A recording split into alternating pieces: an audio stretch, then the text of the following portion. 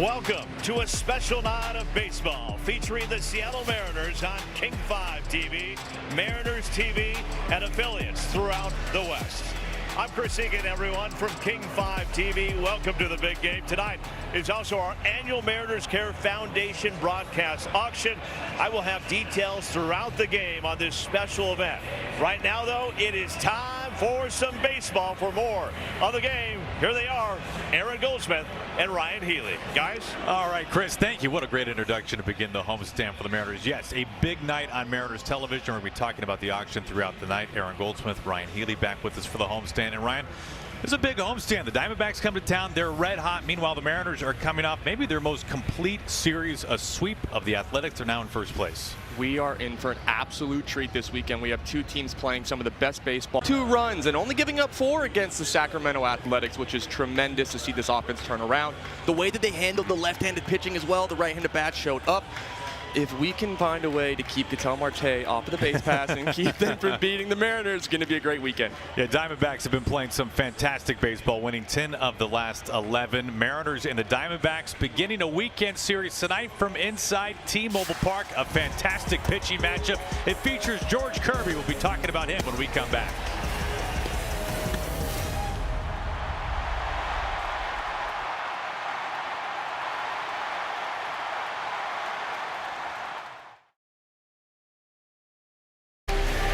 Mariners TV is brought to you by Emerald Queen Casino. You won't want to miss comedy superstar and ventriloquist Jeff Dunham at Emerald Queen Casino, July 24th. Tickets at emeraldqueen.com. By the Washington Traffic Safety Commission. Seatbelts save lives. Remember to always buckle up when you drive. And by PIMCO, the insurance you get. Learn more at PIMCO.com. Cloudy, rainy day around town. Roof is on T-Mobile Park. Our Western Washington Toyota dealers pitching matchup. It's a good one. Zach Gallen takes the ball for the Diamondbacks. Meanwhile, George Kirby making start number 12. Ryan, overall, he's thrown the ball really well this year. Really well. Coming off back-to-back losses. I think some of that was bad luck, some defensive miscues. Looking for him to really establish the secondary pitches early in the zone tonight. If he can land those for a strike, it's going to be a great night. This is a Diamondbacks offense that does a lot of damage on fastballs and counts, no matter the situation. So if that secondary can be a strength for him and establish that early in the game, it's going to be a good one for George Kirby. Something to keep our eye on for Kirby, getting the ball tonight for the Mariners. On the other side, Zach Gallen, who in his heyday was really one of the premier starting pitchers in the National League. He's back with the Diamondbacks. It's been a struggle as of late for him. Yeah, I remember Zach Gallen being a big 4-seam fastball guy, top of the zone with a really good 12-6 curveball left at that. Completely different pitcher nowadays. It's way more fastball slider. The curveball is a nice complementary piece there. He'll sprinkle some changeups, but the biggest thing for him, he's been better this season when he leans on the secondary pitches, but the Mariners offense has struggled with the fastball. So what is he going to lean on, his strength or the Mariners offense weakness? A couple of former All-Stars facing off against one another tonight. Gallen versus Kirby, opening game of 3. Julio, 8 home runs this month. Time for the most he's ever hit in a single month in his career. A chance for number 9 tonight.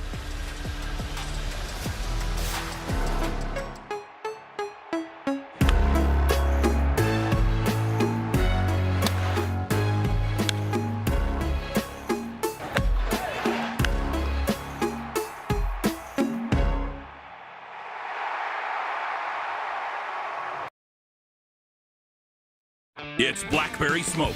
Mariners TV is brought to you by your local Ford dealer, home of the F-150, America's best-selling truck for 49 years. By Holland America, convenient round-trip departures from Seattle, and #1 in Alaska wildlife and wilderness tours. And by UW Medicine, where research gives hope to those in need and creates healthier futures for all. UW Medicine, a higher degree of health care.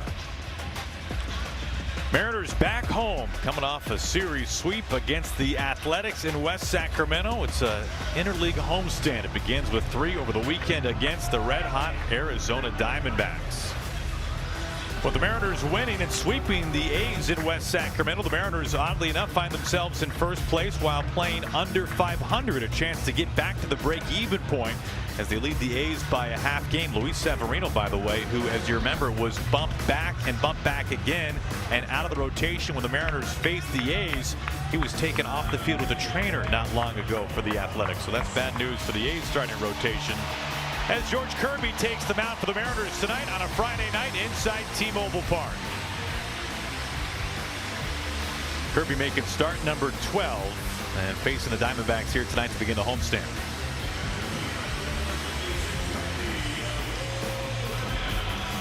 I'm looking forward to watch George Kirby compete today. I'm waiting to see how he's going to land this sweeper. It looks like the curveball's been getting hit harder than I anticipated this season. Almost 1,000 OPS against it, so the sweeper's going to be the key. Yes, the changeup will play a factor against some of these left-handed bats. We know how tremendous Kirby's fastball can be. The right location, the right situation is going to be the secret sauce for George today. If he can establish that sweeper the first time through the order, it'll open up the fastball for the second and third time, and we're going to see a really quality start from George Kirby today. 5 batters will hit left-handed, to your point, against Kirby today. So we'll see how much we see that changeup as well from George. Torey Loveto's Diamondbacks lineup. It's got some Seattle and former Mariner vibes to it, with Ketel Marte leading things off. He's been fantastic. An 11-game hitting streak, 3-time All-Star, 2-time Silver Slugger. And you can't talk about the Diamondbacks without talking about Seattle's own Corbin Carroll. Carroll in right field and batting second as he returns to his hometown ballpark, the team he grew up rooting for. A Diamondbacks team right now 10th in baseball in runs per game. It's funny, they really can slug, but their slug comes from doubles and triples. Enter Corbin Carroll, not so much the home runs. So it'll be interesting to see how the doubles play here in a ballpark that's not exactly known for having double friendly gaps. Here's what it looks like defensively behind George Kirby. Johnny Pereda is behind home plate starting game 1 of the series. Of course, Colt Emerson holding down third base these days for the Mariners, and the former Diamondback Josh Naylor over there at first. And both teams feeling really good about themselves right now. The road trip did not get off to a great start for the Mariners, dropping a series in Kansas City, but it's amazing what a 3-game sweep and vaulting into first place can do for your confidence and the overall vibes.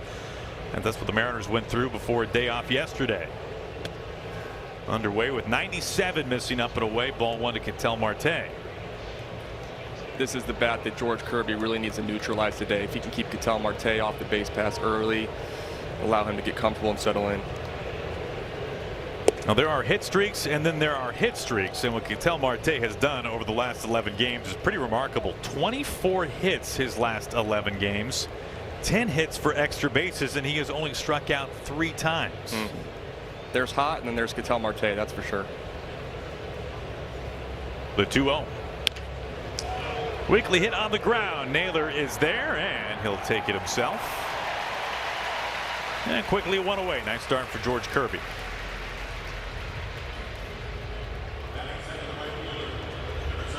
And here is Corbin Carroll. One of the young stars throughout all of baseball, batting a little beneath 300 coming into play tonight. Former first-round draft pick by the Diamondbacks.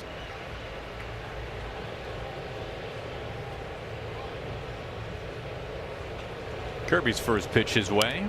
Drafted out of the Seattle area, out of Lakeside. And it's been a tough go for him at his hometown ballpark. Not many games, not many at-bats.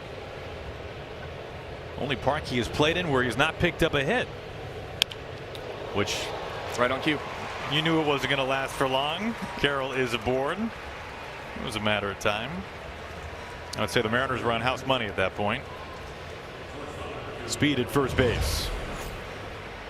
Well, Corbin Carroll, like Aaron Goldsmith said, is going to take this curveball, which we knew was getting hit hard this season, trying to get it over for a strike there and sneak it by him. But Corbin goes ahead. Maybe he can ask for that baseball first hit in Seattle. Kirby shaking his head a little bit after that one. Caught a lot of the plate. Here is Perdomo at the plate. And he fouls away the first pitch for strike 1. Well, the Diamondbacks have really played some tremendous baseball as of late. They've won 14 of their last 18 games. And, if you are watching Torey Loveto's club recently, when they've won 10 of their last 11, you can say, well, yeah, you've won 10 of 11, but it's come against teams in the cellar right now, both the Rockies and also the Giants. But the Diamondbacks can't make their schedule. They're winning games that they should win. No, that's all you can do is play the teams that they tell you to play. And what they've done a great job of, meaning the D-backs, is taking care of business. The Giants and also the Rockies are bottom feeders in the NL West, and to be able to contend in that really tight division, they have to take care of those teams, and they did it. Well, they've been getting it done on the mound and also at the plate. You can see what they've done offensively in these last 18 games. 6th in baseball in runs per game, making a ton of contact. That's the lowest strikeout rate in baseball. As this is caught, it is caught by Cole Young. A little alley-oop and a double play.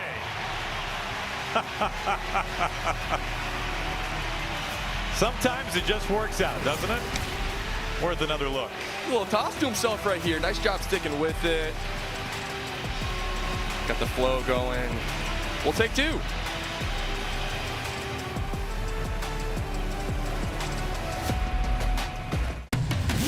To show up on the In there tonight for the Mariners with a right-handed Zach Gallen on the mound. That means, of course, J.P. Crawford leading things off. Julio 8 home runs this month, 10 in total for the season. Raley, Young, Canzone, 3 straight left-handed bats before the final lefty in the order, Colt Emerson, at the bottom, hitting 9th. Zach Gallen making his 6th start in the month of May. It has been a tough month for him, and the overall ERA pushing 5 for Gallen this year. Waiting to see how he executes the fastball today. He's been an edge pitcher, but not the same vertical break he once had. This month, an ERA of over 6.5 for Gallen, making his 3rd career start against the Mariners.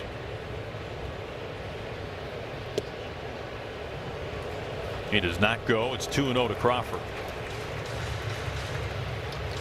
Well, the Mariners are coming off just a tremendous series in West Sacramento against the Athletics, and in so many ways their most complete series of the year, and that includes offensively. JP pops this up out of play. 2-1.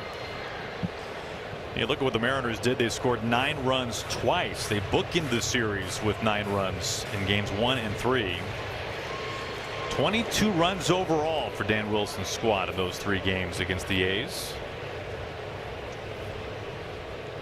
And maybe what makes that so impressive is that the A's strategically altered their rotation to have a lefty go in games 2 and 3 because of the Mariners' struggles this year against left-handed pitching.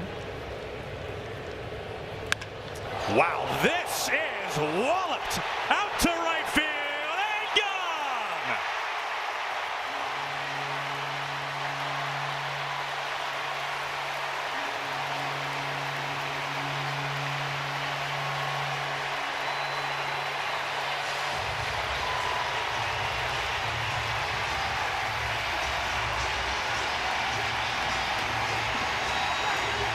Instant offense, leadoff home run, J.P. Crawford.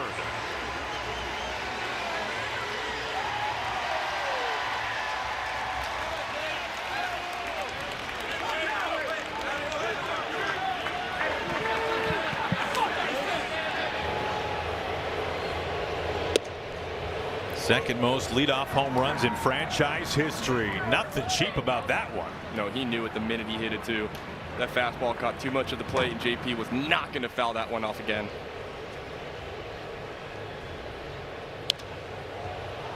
0-2 on Julio. Yeah, the question right now with the Mariners, right, is can they take that 3-game series in West Sacramento and can they snowball it? Can they keep it going on this homestand? You've got the Diamondbacks for 3 playing great baseball. Then the Mets coming in after that. They have struggled. Mariners have had a hard time this year stringing it together. They've won back-to-back series only 1 time this year. They find themselves in first place, but under 500 by a game. 2-2, missing inside. It felt like there was a lot of right-handed hitters in this lineup that were just overdue. The baseball gods were punishing them for long enough, and I felt like that Sacramento series, a few guys really started to break through, and Victor Robles coming back I thought was a big jolt. This ball lined sharply foul.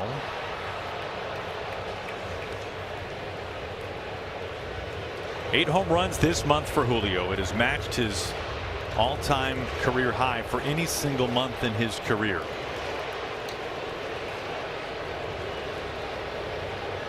Two and 2. This is sliced down the line and foul.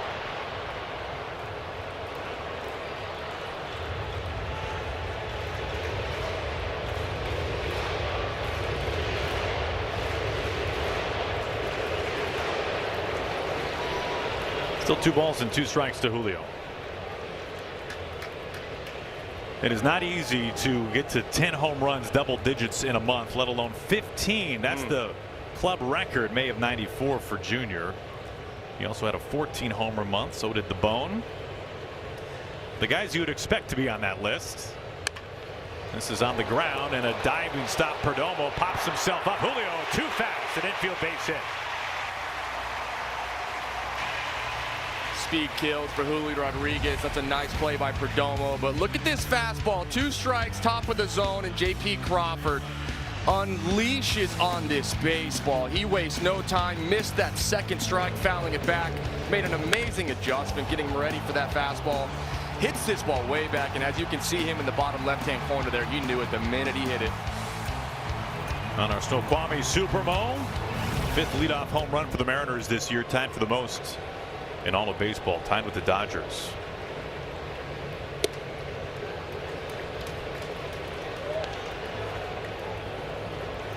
Here is the former Diamondback, Josh Naylor.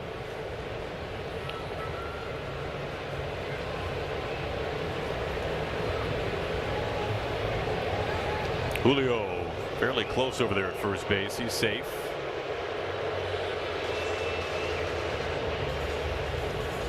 Well, you never know exactly when the tide's going to turn, and for the Mariners it really kind of felt like, and it still does feel like, right, it's one series we're talking about here, but you've kind of hoped it's a matter of time when everything starts to click together. And we've seen the Mariners with certain series where they've really pitched it but they haven't hit, or they've really hit but they haven't pitched, and that's what really makes that sweep against the A's stand out so much. And can the Mariners use that as a springboard? We've seen the Mariners do this kind of thing year in and year out, where you kind of wonder, when are the tires going to get out of the mud, and then when they get hot, they get hotter than the sun. And we've seen the success in recent seasons for the Mariners, most notably last year.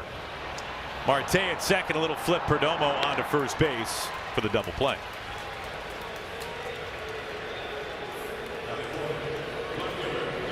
Here comes a Rosarena.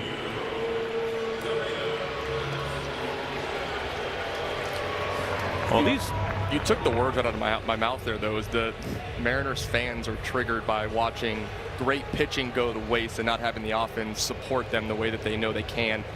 So obviously the Mariners scoring 22 runs to the 4 that are given up by the Mariners staff. It feels like that's what this roster was constructed to do. So now what you hope is, since the floodgates were open, how long can this starting lineup keep them open and keep pouring it on? Randy fouls it back. These two players, Rosarena and Gallen, met on this very field, both wearing different uniforms, or at least Randy, I should say. Gallen started the All-Star game here back in 2023 at T-Mobile Park, and Randy was here representing the Rays. Randy worked a base hit off of Gallen that day. It was a beautiful summer day here in Seattle. That was the lone All-Star season for Gallen.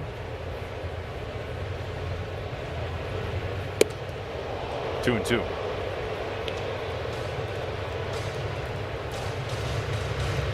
Randy batting close to 300. One of the best doubles hitters in the game so far this season.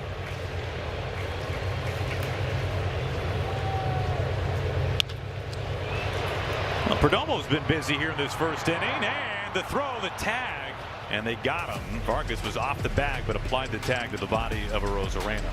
J.P. Crawford leadoff home run has put the Mariners in front after an inning.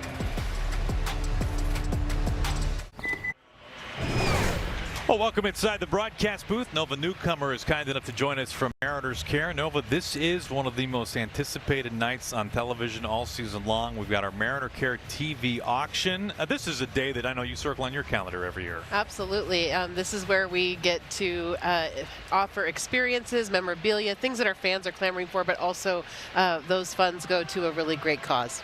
Well, we want to talk about some of those experiences and things that people can bid on. But let's talk first of all, Mariners Care has made such a monumental impact in our community. Of course, all the funds that are raised tonight go to Mariners Care.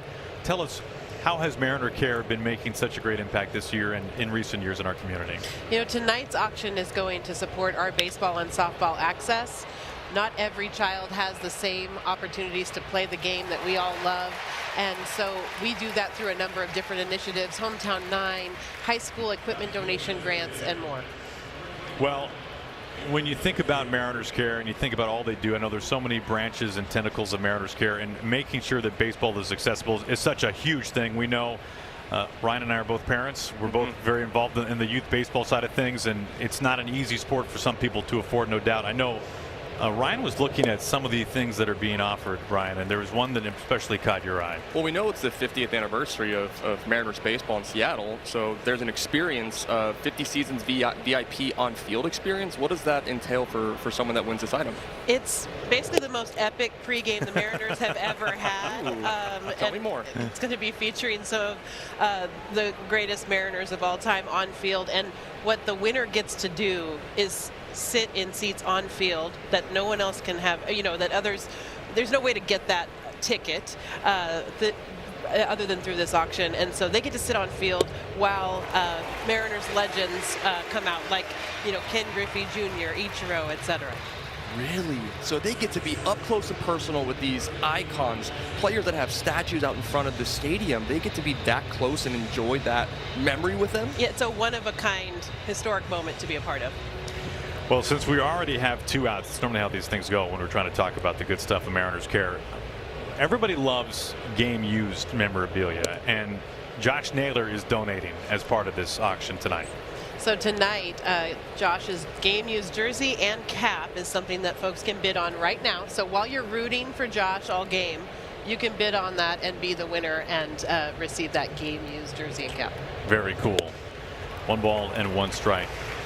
Well, when people go to mariners.com/bid now, and you can scan the QR code on the screen here, or you can go to the website to place your auctions or your bid. How much time do they have before the auction is over? Auction ends at 11 o'clock tonight, so we're hoping that the game ends a little before that. I think all the people waiting for fireworks would say the same thing. Yes, but gives people time to cheer and root for the Mariners to win tonight, and also come home hopefully with a winning auction item. 1 ball and 2 strikes, 2 outs, as Waldschmidt is at the plate and sends his foul. Now, the ferry boats have been a big deal at T-Mobile Park this year. It went viral over the weekend. The gold ferry boat, which is less of a boat to float in water and more like a centerpiece, like a regal decorative centerpiece. We sold, and when I say sold, it was actually a free gift with donation. So 400 donations of $150 came in to support our Nike RBI athletes who are going to be representing the Mariners in the RBI West Regional Tournament this summer. We were just so blown away by the generosity of Mariners fans. And today we were able to launch the Platinum Ferry. There's 250 of those for a $250 donation, and that's going to support middle school baseball and softball players to have access to the game and help restore the youth to high school pipeline. I love to hear that. Nova, I want to sneak in a question here. I know we got 2 strikes, but tell me a little bit about how you got involved. What was the passion driving this forward to be able to grow the sport locally? I was a kid that was on scholarship all the way through Little League. I didn't know how my parents couldn't pay for me to play, so I want to give that back to the community. Nova, it's wonderful to have you swing by. Thank you so much for all the good work you do. Thank you. Nova, newcomer of Mariners Care. Mariners.com/bid now.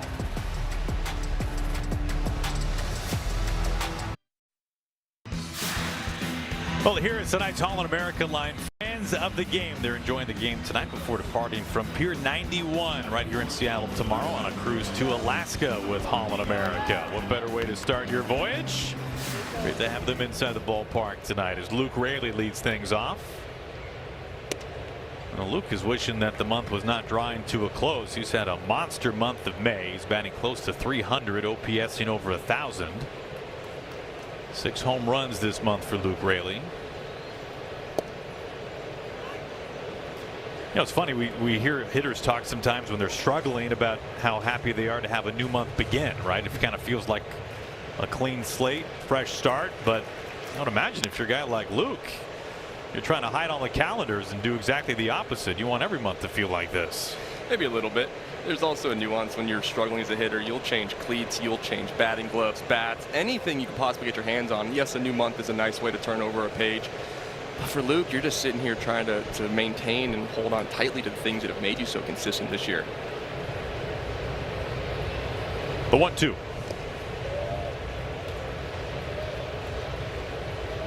Leading the club in home runs, a guy who does not play every day, is in there against righties, so in there most of the time. But he's had a monster start to this year. Pops this up. Moreno is up against the screen. This is out of play. Still 2-2. Did you have Luke Raley leading the Mariners in home runs in your bingo card in spring training? No, it's been amazing, hasn't it? He's been a massive run producer for the Mariners as well. He had that incredible game to start the last road trip, 2 road trips ago at this point, I suppose, when he drove in 7 runs, his first career grand slam, and he followed that up later that night with a 3-run home run. Gets this off the end of the bat and lifts it into short left field. Perdomo is out. The shortstop makes the catch. 1 away. Here comes Cole Young.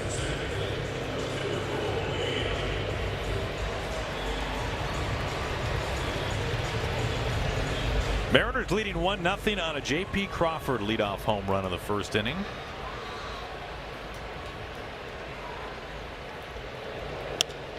A check swing, and it finds Fernandez over at third.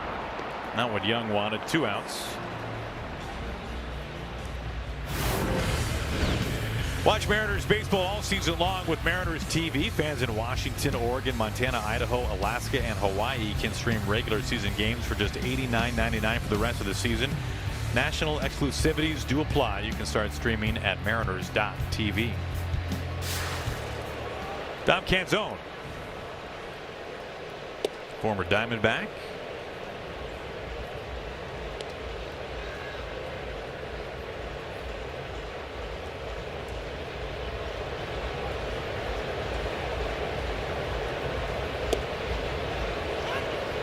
Canzone, a former 8th-round draft pick by the Diamondbacks out of Ohio State.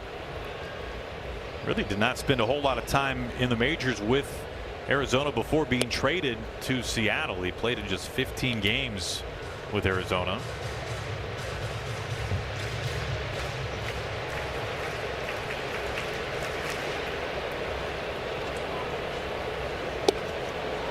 Two balls, 2 strikes.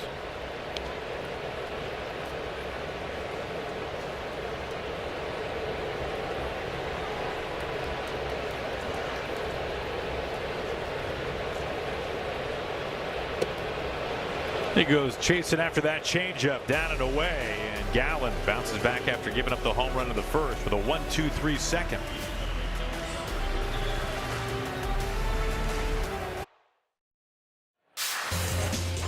Well, tonight is a special the Mariners broadcast for 128. The Mariner wives are here. They're ready to go. We haven't fun. Yeah, so many items out here in section 128. Time to highlight another great auction item.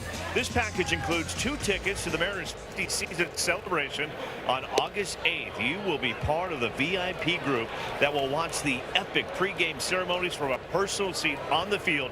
You heard me. You're going to be on the field for one of the biggest events in Mariners history. Net proceeds benefit the Mariners Care Foundation, the Mariners non-profit organization. We're going to see you guys back in the 5th inning with another great item. Back to you.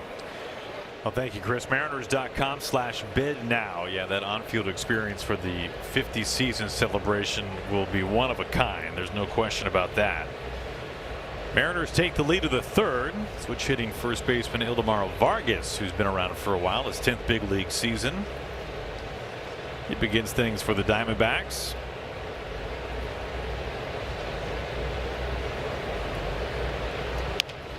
Weak ground ball. Young circles over to it, throws across his body, and there is out number 1. Kirby throwing a lot of strikes early on tonight. Nothing new for George. There is Fernandez.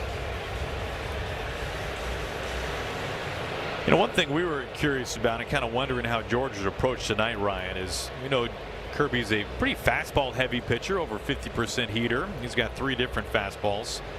And this year the Diamondbacks have been one of the very best fastball hitting teams in the majors. They lead in average. They're second in slugging. And bottom line, they just don't swing and miss. To have that high of a slug with that low of a whiff is really impressive. I guarantee that was the first thing they talked about in the pitchers meeting today. And not so much to scare, George away from the fastball, but just to heighten the awareness of which guys can they go after a little bit more. Del Castillo got 3 straight fastballs for that strikeout in the last inning, so there's opportunities to mix it in. Well, this breaking ball is poked into the corner off the bat of Fernandez, and he stands up at second base. He's got himself a double.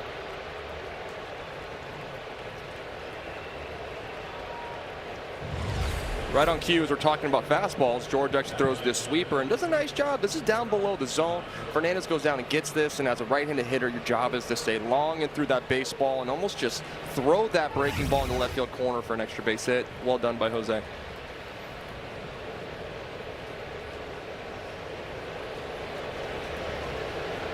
A ton of doubles this year for the Diamondbacks. It's funny, we talk about how much the Diamondbacks slug as Tommy Troy digs in here. And it's not because of the home runs. When you rank as high as they do, they are 6th in slugging. You would think they hit a ton of homers. They're 26th in baseball in home runs. It's been all the doubles and the triples, and over half the triples have been Corbin Carroll. They play in a very triple-friendly ballpark in Arizona. Troy playing in just his 5th big league game, former first-round draft pick out of Stanford. 24 years old. Batting with Fernandez at second base.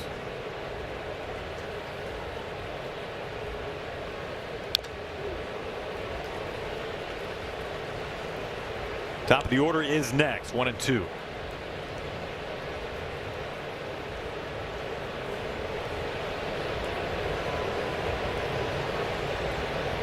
Troy, a top 5 prospect for Arizona.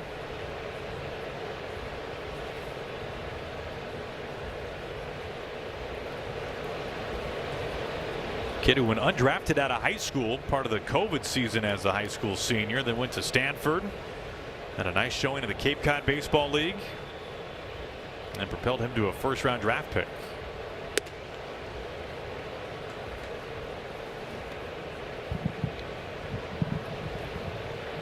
Two and 2.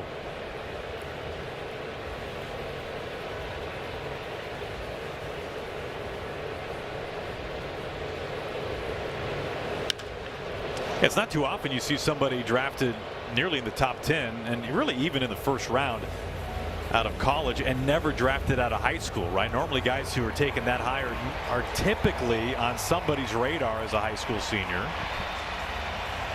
But the COVID season not helping him and thousands of others around the country coming out of high school that particular year.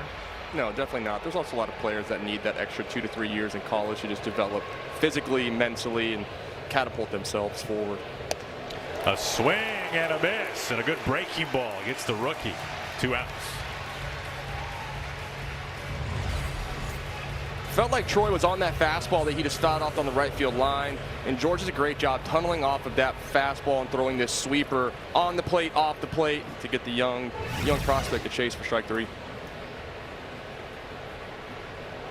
Back to the top of the order, Ketel Marte. Kirby trying to work around that 1-out double.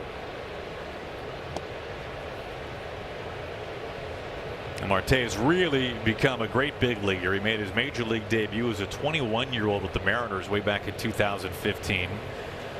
Parts of 2 seasons with the M's before being traded to Arizona.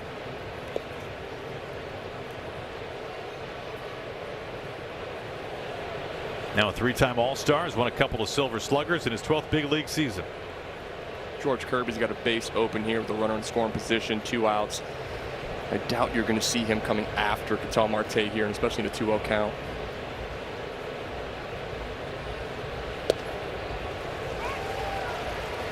Lands a breaking ball, 2-1. That was a sharp breaking ball too. Threw that with intent.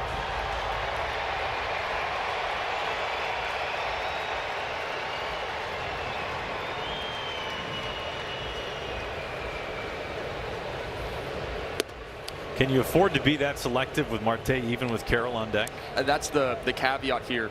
If the bottom of the order is creating traffic on the base paths, you're really going to run into some some challenging at bats with Marte and Carroll leading this off here. You can't just give it away, but you also know how hot Marte's been. You can't let him beat you here. A sword there for Marte, 3-2 in that back foot breaking ball. But you can't force him to beat himself, and that's what George is trying to execute in this situation right here. And Marte, an 11-game hitting streak. He's been red hot. 3-2. He lays off that sweeper, trying to get him to chase again. So careful with Marte. First and second, 2 outs for Corbin Carroll, who's not exactly a walk in the park either.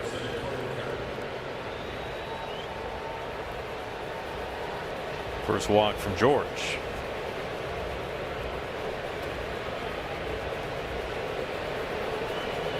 Carroll singled up the middle in the first inning.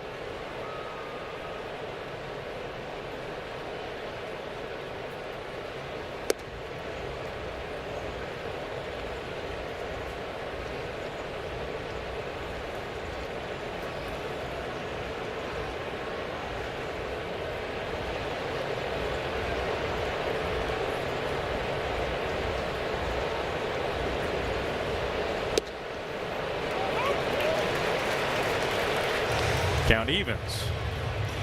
Right there on the corner. Went with the cutter there. That was painted. Umpire's been a little inconsistent with that lower quadrant of the zone. And I see that call there in the 1-0 count.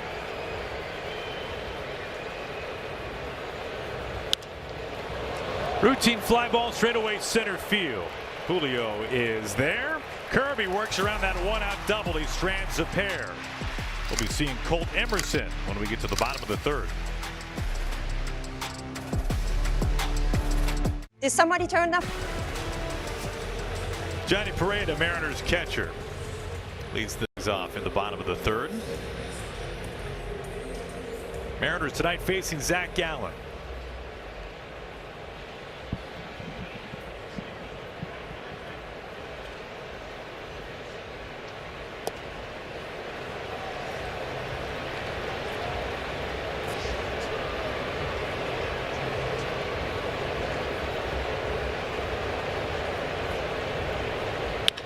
Line, and Perdomo makes the catch.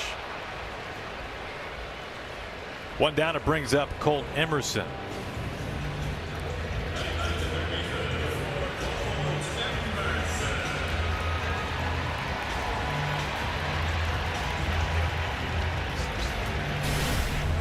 The insurance you get brought to you by Pimco Insurance. The youngest to hit for the career cycle. So the single, the double, the triple, the home run. Getting all 4 of those. It did not take Colt Emerson long at all. In fact, only A-Rod and Junior were younger. Of course, Julio debuted at the age of 21. And that is wild to think about. When Julio debuted, I think every Mariner fan remembers, obviously, the excitement of Julio making the opening day roster that year. But that he was only 21 years old, and he really won that job in spring training. He was so good, and of course the rest is history. But for Colt to be even younger than Julio was, really something.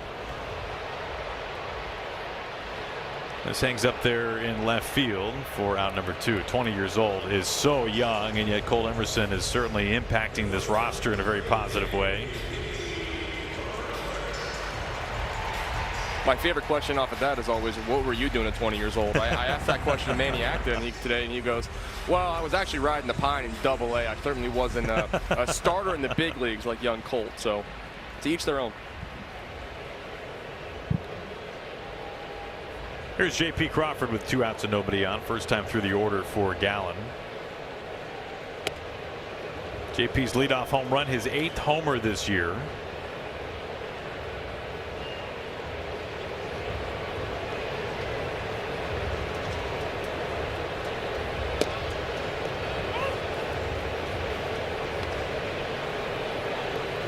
EQC Tracer has that on the edge, 1-1.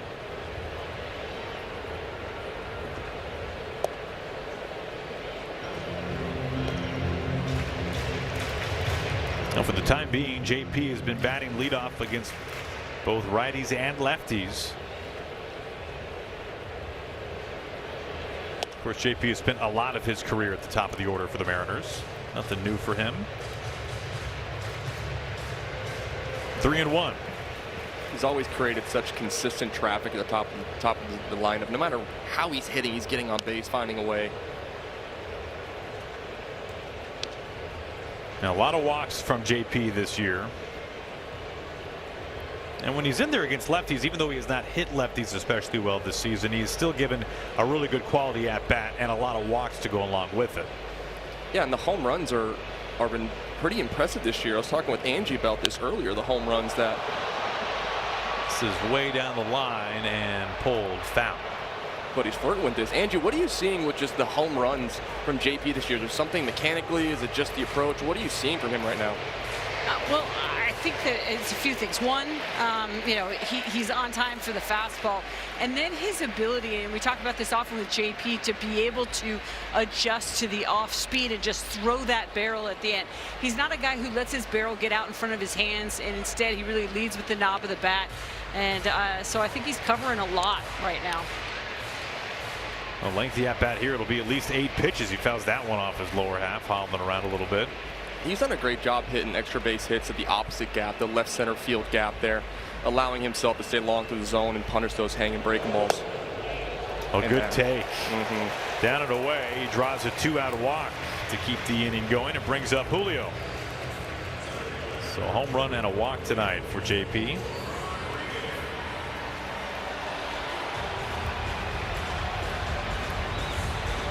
First walk from Gallen tonight.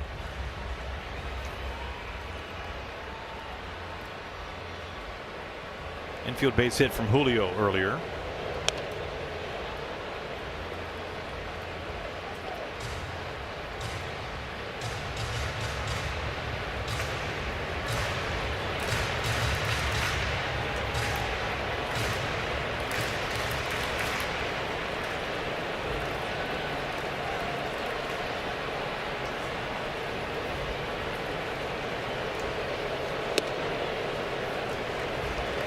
Missing in, 1 ball to 1 strike. Fastball miss up and in is going to set up a slider right here in this 1-1 count. See if Gallen goes to it.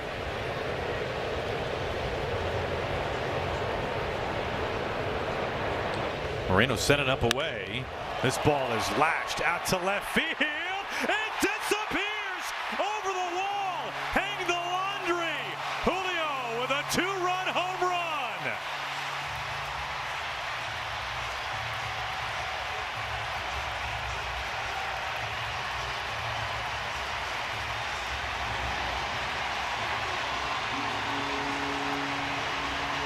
It was a slider, and Julio knew it was coming as well. You can set the slider up all you want with the fastball up and in, but if you're going to hang that pitch to Julio, who is hot as can be, he's going to deposit 114-mile-an-hour frozen rope into the bullpen in left field. His 9th home run this month, the most of any month in his career. That was a screamer. That's his 2nd barrel off of the slider. The first hit was an infield one, but it'll still hit almost 110 that Perdomo was able to stop.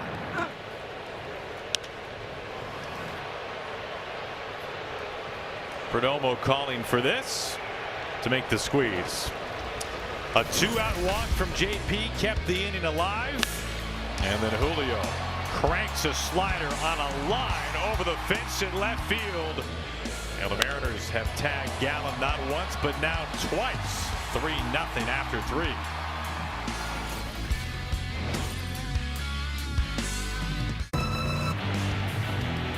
Well, the Mariners leading 3-0 on home runs from JP and Julio. Some nice early run support for George Kirby.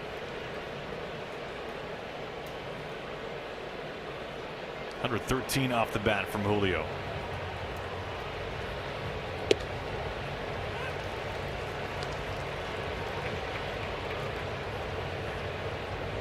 Perdomo lined to a double play his last time up, then ended the first.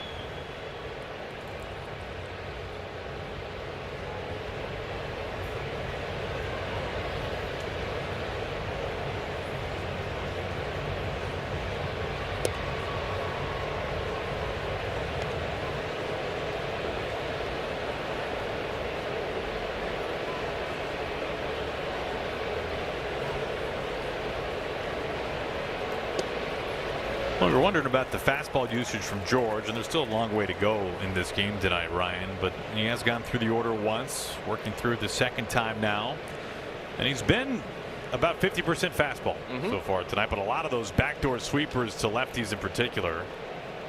3-2.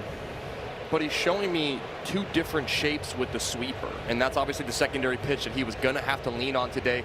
But he's showing a really tight one that's able to move across, and then a bigger one to land for a strike in different counts. He just showed you both in this at bat. Oh, this is trouble down by the foul pole in right field. It is just fair and gone. Geraldo Perdomo's third home run this year, and he just sneaks it in fair. The Diamondbacks are on the board. It's 3-1.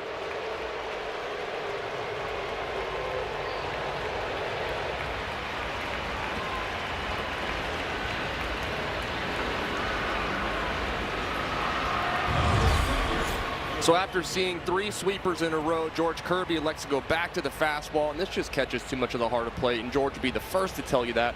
Perdomo does a nice job of keeping that ball fair for a home run on the right field line.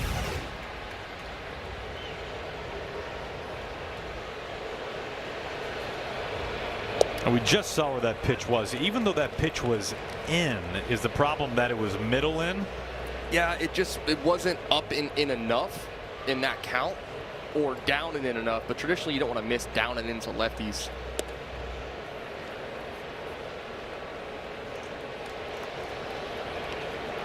Catcher's challenging the call of ball. EQC Tracer has that right there on the edge. Pareda thinking this was a strike. ABS powered by T-Mobile. Ball's overturned. Still have 2 remaining. So Pareda flips the count from 1-1 to 0-2. That was a really good sinker. Just came back at the very last minute. Gabby had no chance but to give up on that pitch out of hand.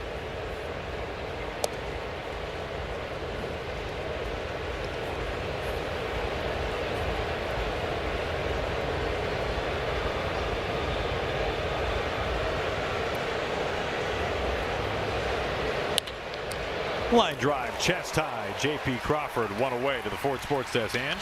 Guys, it's our auction night tonight, and if you're feeling frisky, I would invite you to head on over to Mariners.com/bid now and check out this. You and your friends, a private suite during this season, and you can ask all your inside baseball questions you wanted to because you get a visit with the president of baseball operations, Jerry DePoto. Includes 20 tickets, a parking pass for the winning bidder in Mariners Garage, and private suite level entrance. Guys, back to you. It's a nice suite. Good place to check out a game. Thank you, Ange. Mariners.com/bid now. 0-2 to Del Castillo. 1 out, a run in for the Diamondbacks.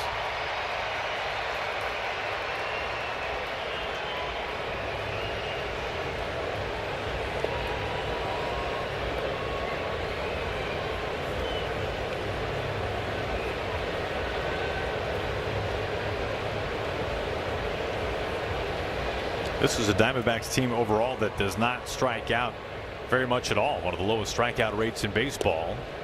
Del Castillo's had a hard time with the swing and miss, but not many in this lineup can say that.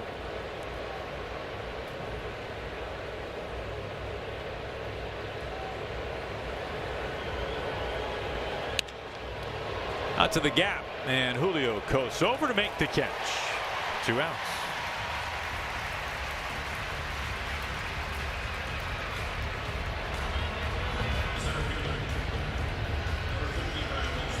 Here's Ryan Waldschmidt, former first rounder out of Kentucky, playing in just his 20th big league game, debuting earlier this year.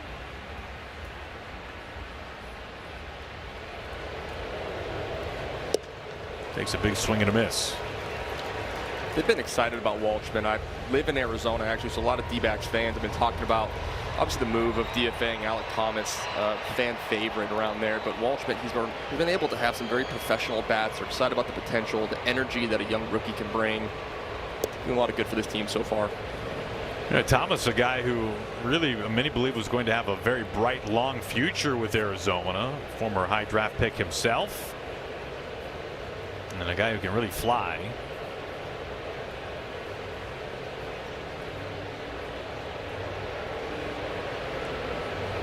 But hit just about 180 this year in fewer than 30 games and designated for assignment. 2-1.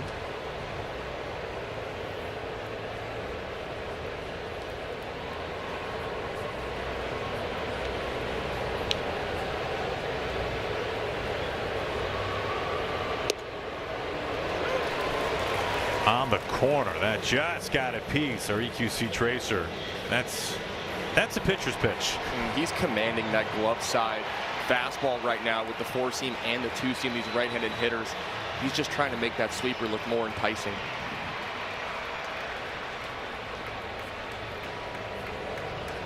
Two.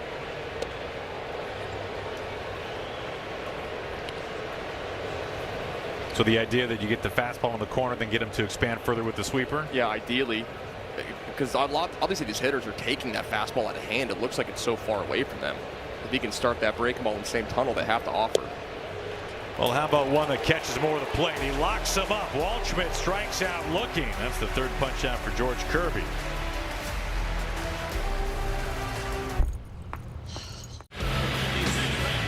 Mariners take the lead to the bottom of the fourth. Open game tonight against Zach Gallen and the Diamondbacks. D-backs, a franchise that began in 1998, and Zach Gallen has had a really nice career and has been one of the really all-time great Diamondbacks starting pitchers. The one and only Randy Johnson, of course, the most strikeouts in franchise history. Brandon Webb, and then Zach Gallen, another former Mariner, and Robbie Ray, just shy of 1,000 in his Diamondbacks career. But Gallen, not only has he been with the D-backs for a while now, also he just posts. He's been a guy who's made his 30 starts year in and year out. Mariners retiring Randy's number 51 earlier this year. Since 2022, only Dylan Cease and Logan Webb have made more starts in the majors than Zach Gallen. That's a great point right there, and that's one thing that Gallen has done for his entire career. 2024, he did have a little hamstring injury, but I know that he has posted year after year, has been an all-star, has been a Cy Young caliber pitcher, and unfortunately the timing of the 2025 season gave up a lot of home runs. He wasn't as effective, and the free agent market wasn't as kind as it probably should have been, respecting the post that Gallen's done. But happy that the D-backs brought him back. It was actually their opening day start of this year, and he's trying to refine that former glory. Coming back on a one-year deal. Oh, this is surprising. 13 batters faced only 3 first pitch strikes from Gallen, who's been one of the better first pitch strike pitchers in baseball this year. Very high rate. In fact, it's been a real strength of the Diamondbacks overall, especially their starting pitchers.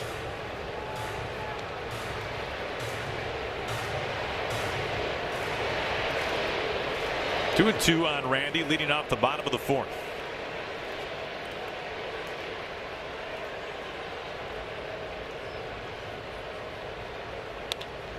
This is on a line to left field. It drops in for a base hit. Leadoff single for Rosarena.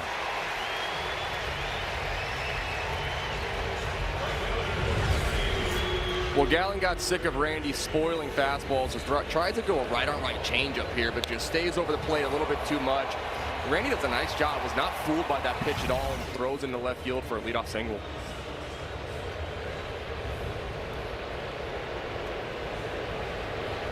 Leadoff man aboard in front of Raley.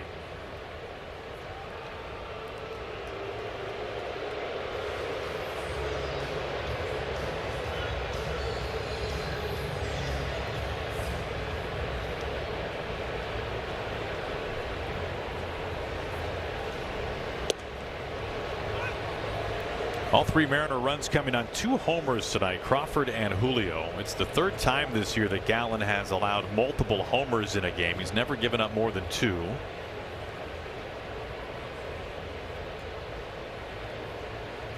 Randy back to the bag.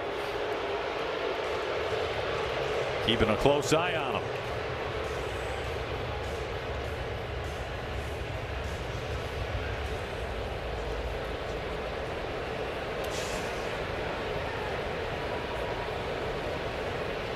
Now Randy itching to go. Now he will. Moreno's throw is wide. The tag Perdomo, and Randy's safe. Stolen base number 15 for Randy Arozarena. This looks like it could have been a pitch out. Moreno was frustrated with himself after this throw for missing on the shortstop side of the bat. Felt like he had a chance to still get Randy, even though he got a big jump.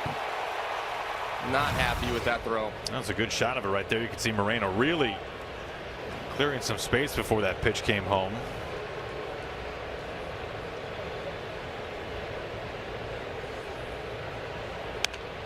A little squibber. Perdomo with circles around it with a backhand. Raley is safe.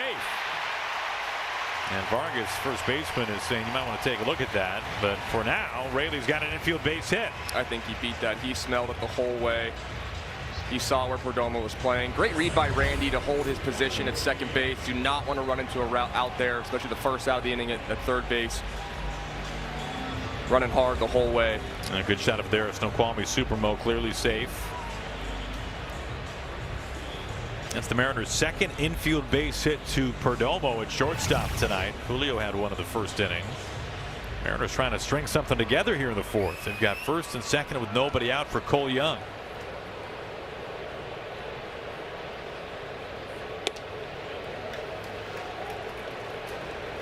Team starting to make adjustments to Young. It's been a tough month for him. Yeah, he's not happy with the first at bat. Kind of had the excuse me swing on the 0-0 curveball. He's been so patient this whole season in controlling the strike zone. So look for him to bounce back and do that right here.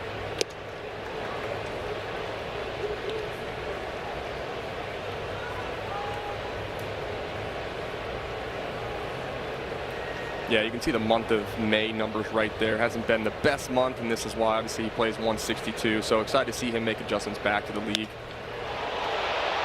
Driven out to center field. Waldschmidt is there to make the catch. Randy advancing into third, so one out and a runner 90 feet away. They've got him on the corners now. A message now from the Washington beef farmers and ranchers. Win or lose, it's really about how you feed the game, right? Together, we bring more.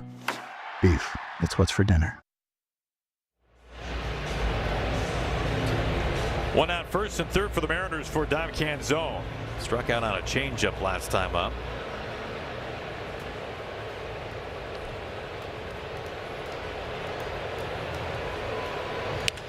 Right back up the middle. Perdomo, a race to second, a step on the bag, and throws to first for the double play. That ball got to him so quickly. They got the double play out of it, and Gallen wiggles off the hook in the fourth.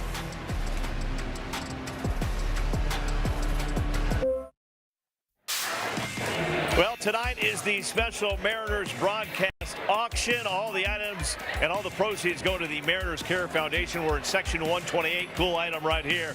It's the gold-plated Randy Arozarena ferry boat. But how about this item?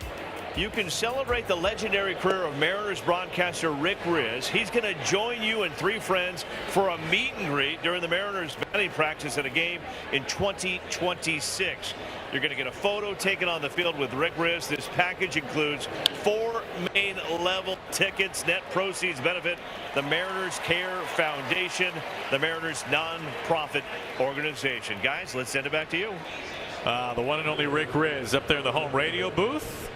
Yeah, Mariners.com/bid now. What a great prize that would be in his final year.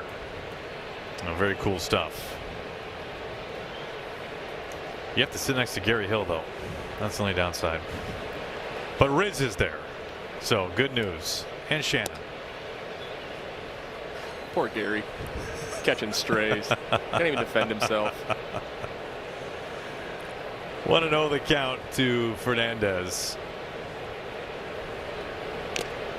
Fouled off of Paredes' mask, straight back, 1-1. Fernandez doubled on that sweeper in his last at bat. See how George decides to make an adjustment here in the second time around.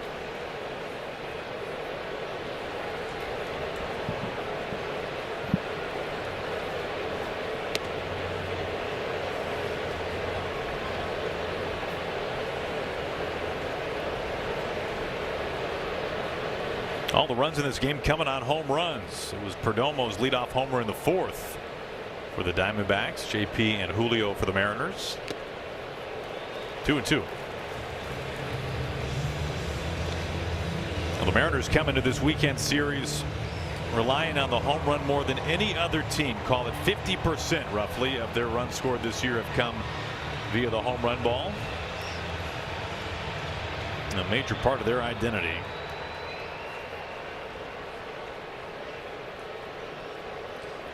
Diamondbacks not so much. 2-2. To the Mariners' offensive credit, though, they're having more productive outs. Cole Young had the deep fly out to center field to move Randy from second to third. It didn't lead to an out, but it's still productive to be able to move runners along. That 90 feet is so important. They continue to do that, good things will happen. 2-2.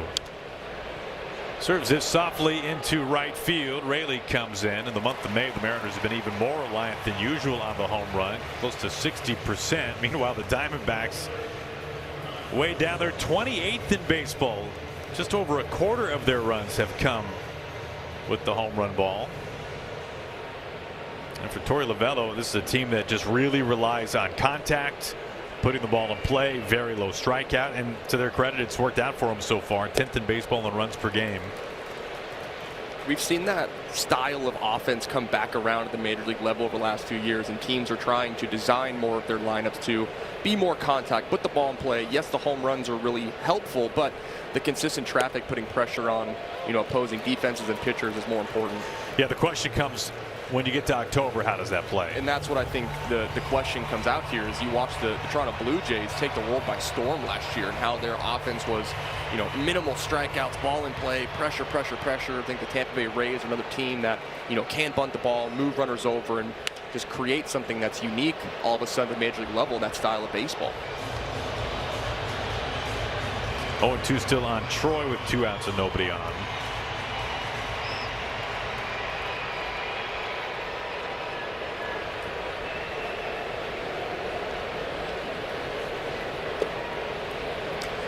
Yeah, come October, it gets a lot harder to live by death from 1,000 paper cuts. And you see teams that more times than not need to be able to hit the ball over the fence to win in October. Always exceptions, but the majority of the time, it's that big blast that ends up being the big difference in the postseason.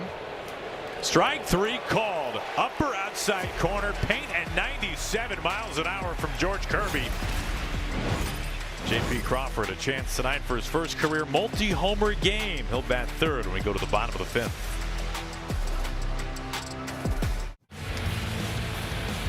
Mariners 3, Diamondbacks 1. Opening game of this 3-game weekend series.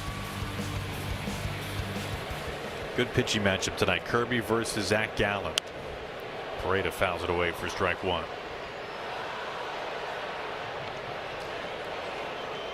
We were talking about Gallen's really nice track record and career for the Diamondbacks. He was an all-star right here, started the all-star game when it was at T-Mobile Park, started for the National League. And you look at his numbers, Ryan, and last year it really kind of not fell off a cliff is too strong, but it was a noticeable regression for Gallen. And yet you look at the velocity on his fastball, it wasn't like he lost 2 or 3 miles an hour.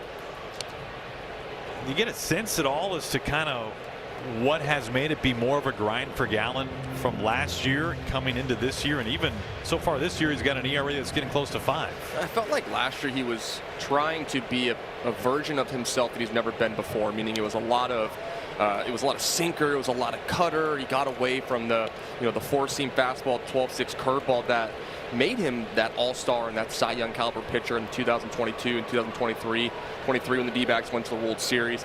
And he felt like the timing of his career, the way that it was just kind of going, the injury was not helpful. He ended up coming back after he rejected the qualifying offer. It's unfortunately where the game of baseball can bite you at times if you're not getting paid your value when you're going through that success. Sure. It was nice to see the D-backs bring him back, though, at the same value of the qualifying offer that he turned down, and then they rewarded him with being the opening day starter this season. Leadoff base hit from Johnny Pareda. He's at first base. Here's Cole Emerson.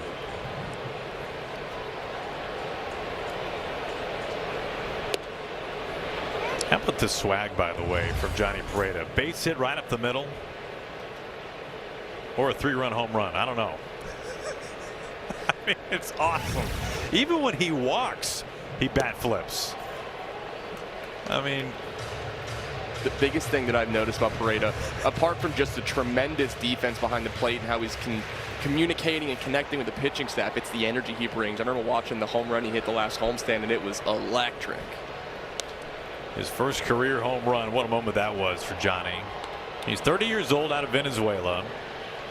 I mean, he's played in fewer than 60 games in the show. You might not notice it or know that by the bat flip we just saw, but there's not a whole lot of service time for Johnny, but he has been very well received here in the big leagues with the Mariners. And yeah, he does have an energy about him that you love to have around.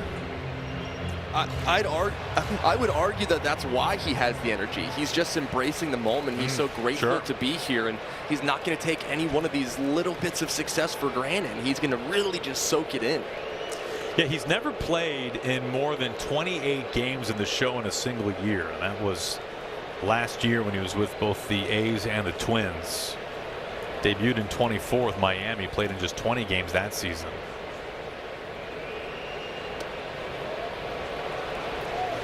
I mean, it is wild the different paths that different players take. You look at Pareda, who debuted as a 28-year-old.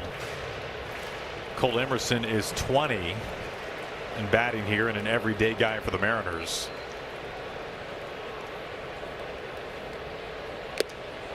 Goes upstairs with a fastball at 94 and gets Emerson to chase. One away. That brings up J.P. Crawford, our Chevy Silverado, drive the game. This began the Mariners' first inning, and man, did he lean into this one.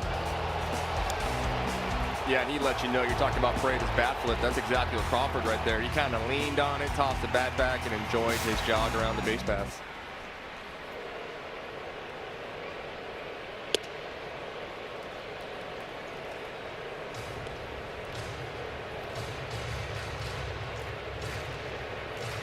One out, one on for the top of the order.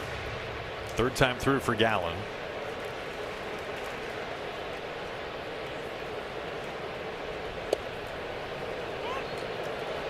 On the corner. Well, JP very disciplined and great idea of the strike zone. Does not chase much at all. One of the lowest chase rates in baseball. And when he does, he makes contact well above league average.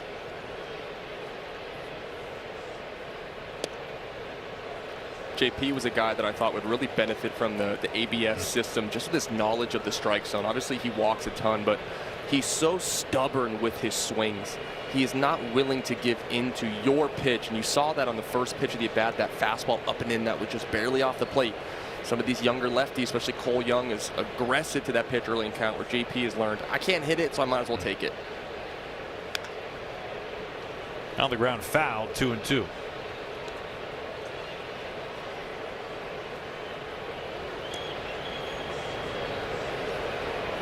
Nice little reminder right there by JP to hit himself in the back of the head. Say, hey, don't swing at that changeup down below the zone.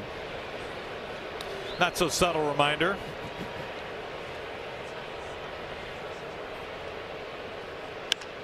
JP sends this deep out to center field. It's gone! First career multi-homer game, J.P. Crawford.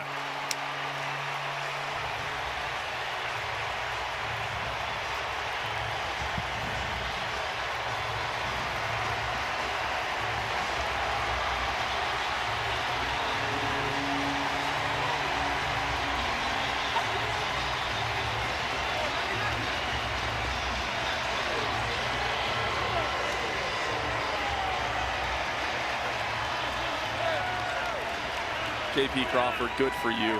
Ended up getting another changeup there. Maybe that reminder in the back of the helmet locked him in just enough to scoop that ball to the big part of the yard. Up and into Julio.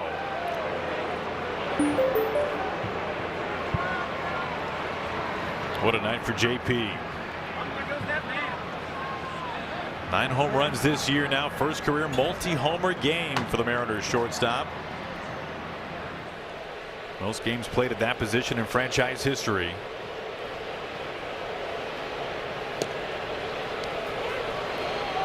1-1 to Julio.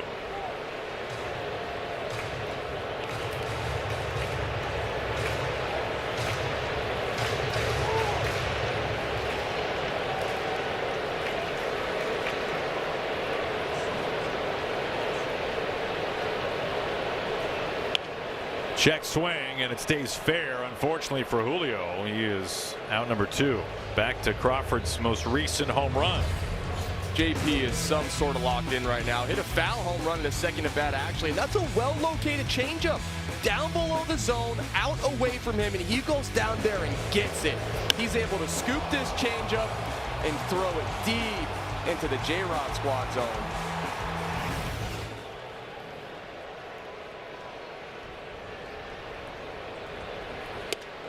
Naylor looks at a pitch inside, ball 1. 3 home runs tonight by the Mariners, a couple from JP. Julio a 2-run shot, and it's a 5-1 lead and over 80 pitches for Gallen. Well, this is a rocket, torched right field, bang it up the top of the wall.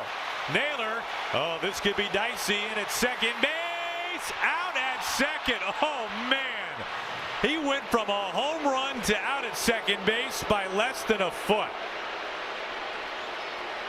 Let's see what the Mariners want to do. No challenge coming. A game of inches.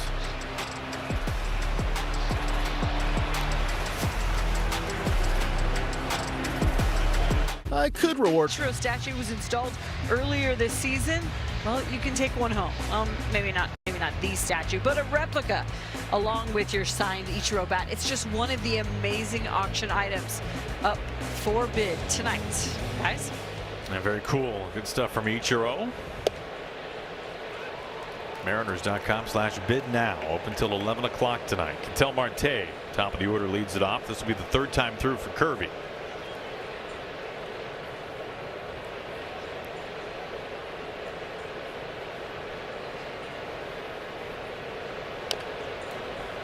Ooh, nice hands by our home plate umpire, Chris Guccione.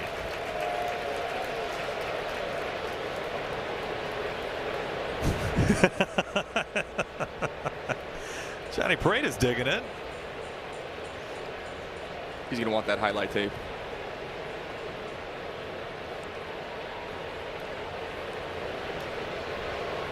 Kirby on an 0-2.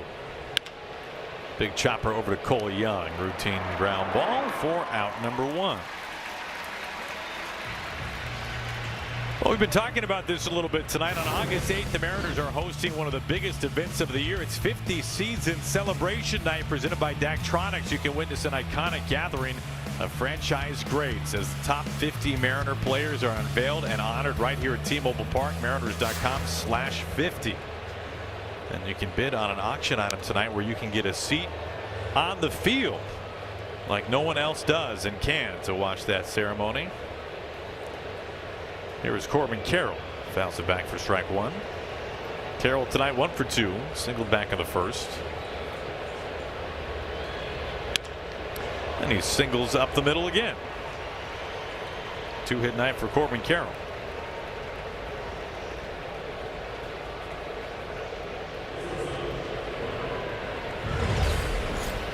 This was a cutter that got up and in on the hands of Corbin Carroll, and he is strong enough to be able to fight this ball off and hit a line drive to center field for his 2nd hit of the night.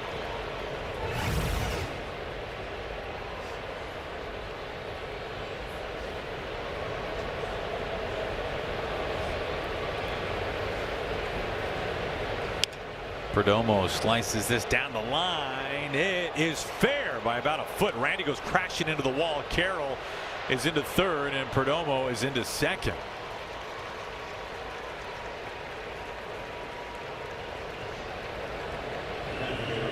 Perdomo has homered and now doubled. Perdomo has looked the most comfortable in this lineup tonight off of Kirby. See that Randy's trying to cut this ball off, but loses footing a little bit. Actually steps on the baseball. I know that didn't feel good, but able to stop it one way or another to avoid that run scoring.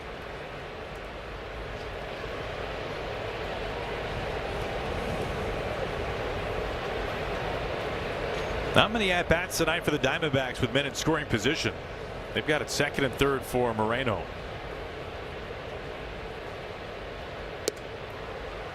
Now Pareto really trying to frame that as a strike, but it's off the plate. The sinker's been so good for George today, coming back. Moreno had a good swing and a sweeper in his last at bat too.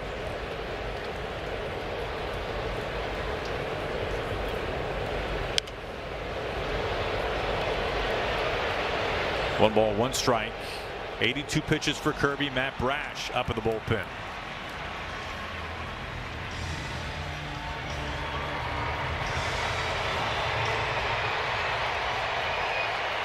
Four-run lead.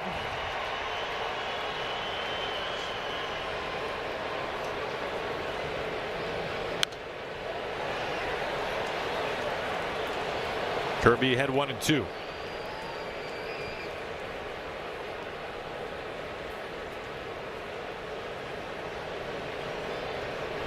Twenty pitches in the third and the fourth.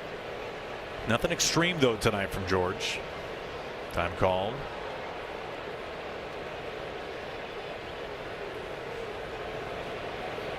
Now, Brash being up in the bullpen isn't because of the pitch count. It's because of the situation brewing here. Tying run is on deck now for the Diamondbacks.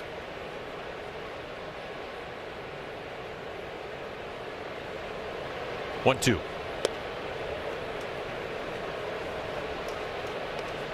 I'm not surprised to see Brash up at this point as well. There's a lot of switch hitters in this lineup, and almost all of them are better against left-handed pitchers. So, not shocked to see Brash being the leverage guy here.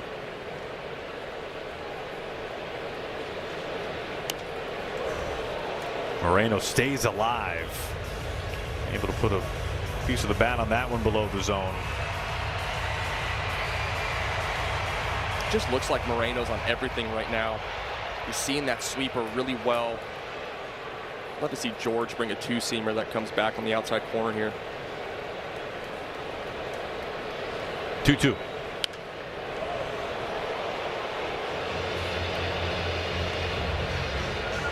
Does exactly that, but it's spoiled. It's tough when you're a pitcher in these type of situations, runner scoring position, you're executing pitches, and the hitter's just spoiled.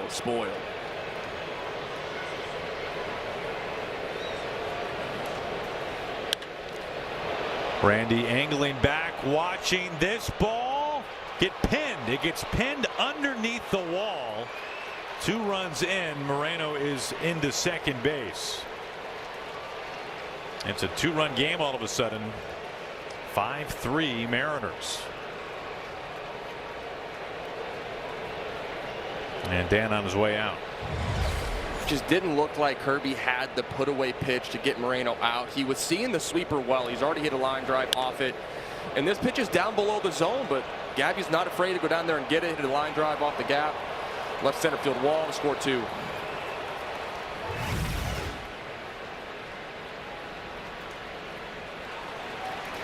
Kirby done here in the 6th inning. Brash coming on. Tying run about to bat for the Diamondbacks. Please with the helpful hardware, folks. Of 2 starting pitchers tonight. Gallen 5 innings, Kirby 5 1/3. Gallen giving up the 3 home runs, a season high. Meanwhile, George gets chased after Moreno hits a 2-run double to make things very interesting here in the 6th inning. Dan Wilson going to his leverage arms. It begins with Matt Brash. Here in the 6th inning, he'll be facing the tying run. And this is the luxury of having the full bullpen and having all of your leverage arms back. You have the opportunity to go in the 6th inning and grab one of them in Matt Brash. So come put a stop to this. Well, the bullpen has been very well rested, especially the leverage pieces of the bullpen. 6 days rest for Brash. Del Castillo fouls away the first pitch for strike 1.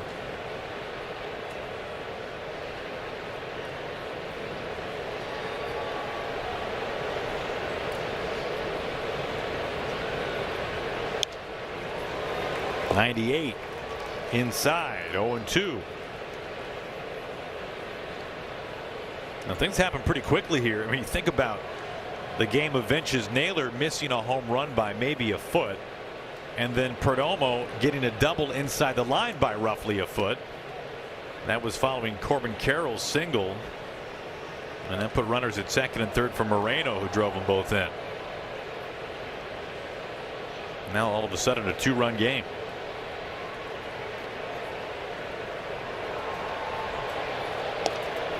Count evens. This D-backs lineup was not going to go quietly. You don't win 11 out of 13 games by not driving in runs in those type of situations.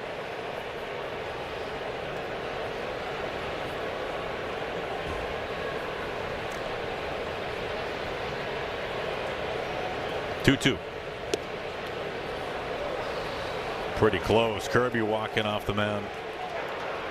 The catcher's challenging the call of ball. Pareda thinking that is a strike. It is just off the plate. Call is confirmed. Seattle has one remaining challenge.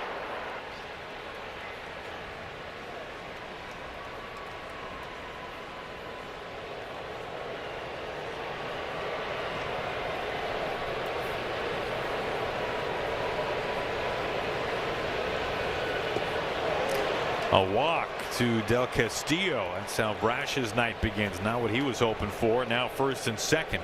Go ahead run coming to the plate.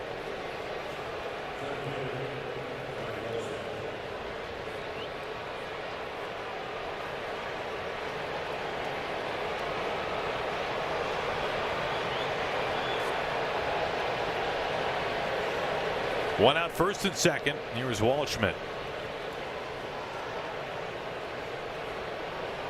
Only the third walk this year from Brash. Hit hard through the left side for a base hit. Moreno is held as Randy gets to that quickly, and now the bases are loaded. That's 5 straight batters to reach for the Diamondbacks. And this is an 0-0 98-mile-an-hour fastball, just center cut. And Waldschmidt was not waiting around to see Brash's nasty slider. It's a hard line drive to left field. Randy did a good job getting that ball back in quickly. Bases loaded for Ildemaro Vargas.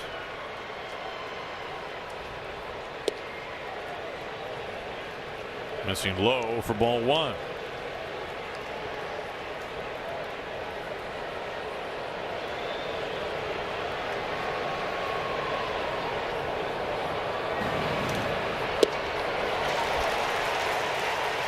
Did Pareda catch that one a little bit? Looked like he might have.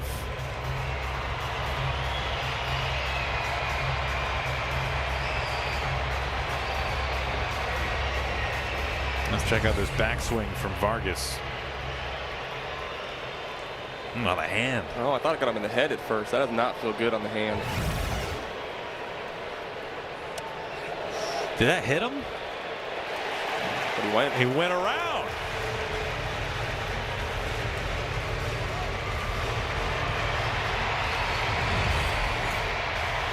On our Snoqualmie Supermo. Did graze the pant leg there, but if you swing, it doesn't matter. 1-2. Ground ball. Naylor fires to second. Crawford has no throw. Run scores. It's a 1-run game. Moreno crosses home plate. 3-run inning for the Diamondbacks.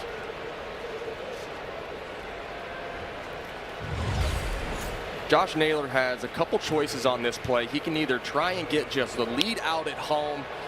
Looked like he would have had some time for it. Felt like he could have turned the double play. Not really strong enough throw or quick enough transfer to make that happen.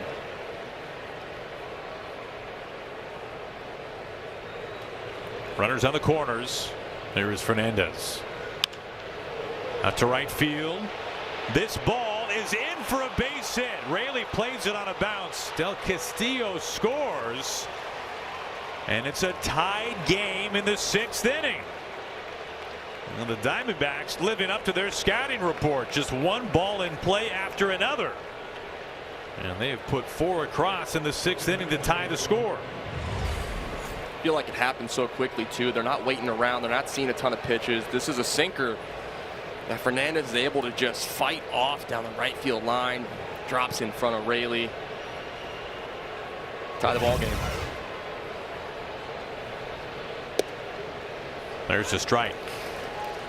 Tommy Troy batting. So right back where we started, tied at 5.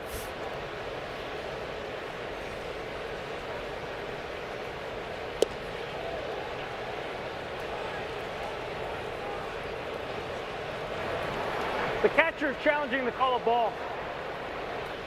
Mariners have only one challenge left. Call is confirmed. Seattle has no remaining challenges. Out of challenges here in the 6th inning now.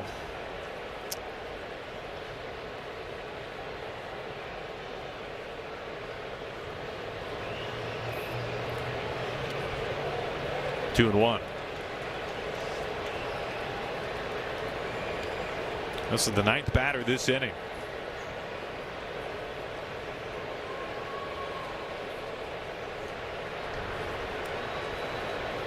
Vargas at third, Fernandez at first. 3 and 1. You got Ketel Marte waiting on deck.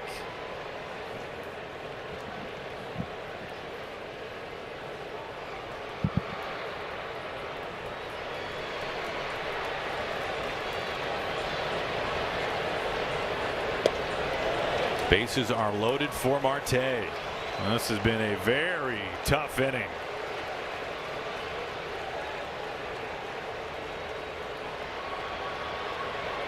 Second walk from Brash, and here comes Pete Woodworth. This is a good visit. I just feel like things have been moving fast this inning.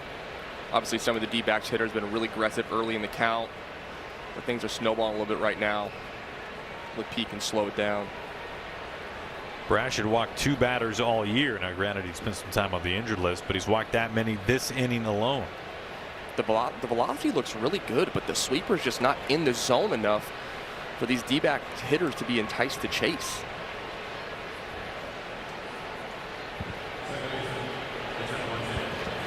You got to earn the chase. Is that the bottom line? 100%. You have to establish the zone with your secondary to be able to, create the chase. But also credit to these D-backs hitters. There's been runners in scoring position a lot this inning, and they've been very disciplined to force either pitcher, meaning Kirby or Brash, to get in the strike zone, and when he is, they're doing damage. Ketel Marte batting, bases loaded.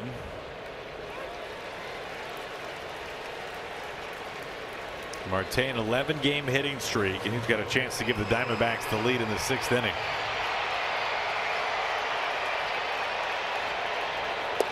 Oh, 2. Back-to-back changeups there.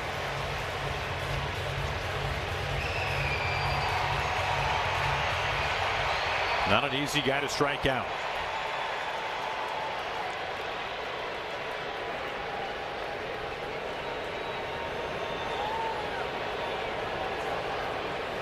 Oh, 2. Just misses the lower outside corner. EQC Tracer shows this just missing. That's the pitch. That's the backdoor sweeper that's just not getting enough of the outside corner to finish these hitters off. 1-2. Missing that time, just away with a change. Meanwhile, more activity inside the Mariners bullpen. Ferrer is up. Carroll, the left-handed hitting outfielder, is due up next. Fouled back to the glove, and Brash leaves him loaded. But damage dealt by the Diamondbacks. They push 4 across, and they've tied this game up going to the bottom of the 6th inning. Are you one of the million surprises? This is Mariners TV is brought to you by Washington Trust Bank, privately owned and locally invested since 1902. And by Steel, the official outdoor power equipment of the Seattle Mariners. Up to both bullpens from here, all tied up, going to the bottom of the 6th inning. Brandon Pfaadt is up on the mound. Former starter, moved to the bullpen earlier this April. First pitch missing low, ball 1 to Arozarena. So 4 runs in the top half of the inning. And the good news is that the Diamondbacks left them loaded, but they've come back to tie the game. 4 runs on 6 hits. We got a first-hand look at how good this offense can be when they're putting the ball into play. And now we're going to get a chance to look at Arizona's bullpen. I mean, if you're Torey Lovello and you say, show me one inning that showcases what our offense does best, that was it, probably. 100%. I think Randy was taking there. What gave it away? Adjusting his pants. He didn't want that painted cutter on the outside corner, apparently. 2-1. Little inside out grounder, knocked down and snared by Marte. A message from Papa Murphy's. Introducing Papa's Picks. Enjoy a large 4-cheese or double shredded pepperoni take and bake pizza and starting at $9.99. Pick one up today at Papa Murphy's.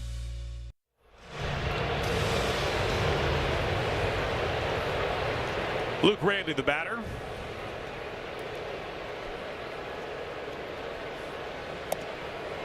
Down and in.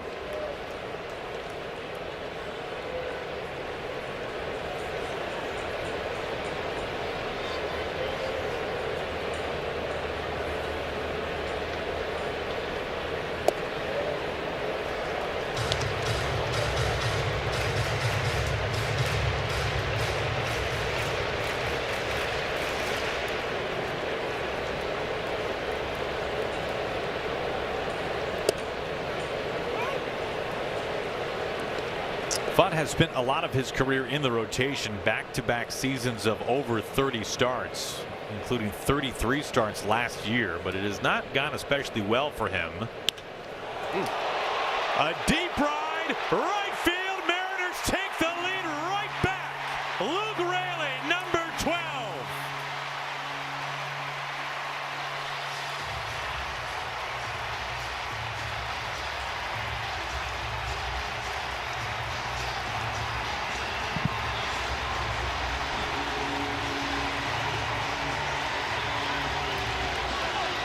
We knew this was going to be a heavyweight matchup.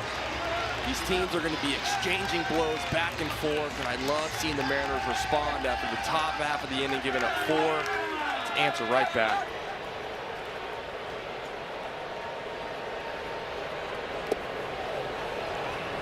Beneath the zone, Mariners don't have any challenges left, however. Raley with his team-leading 12th homer and getting to Fott right away.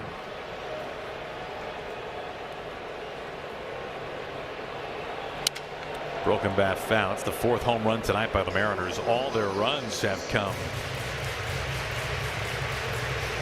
thanks to the home run ball.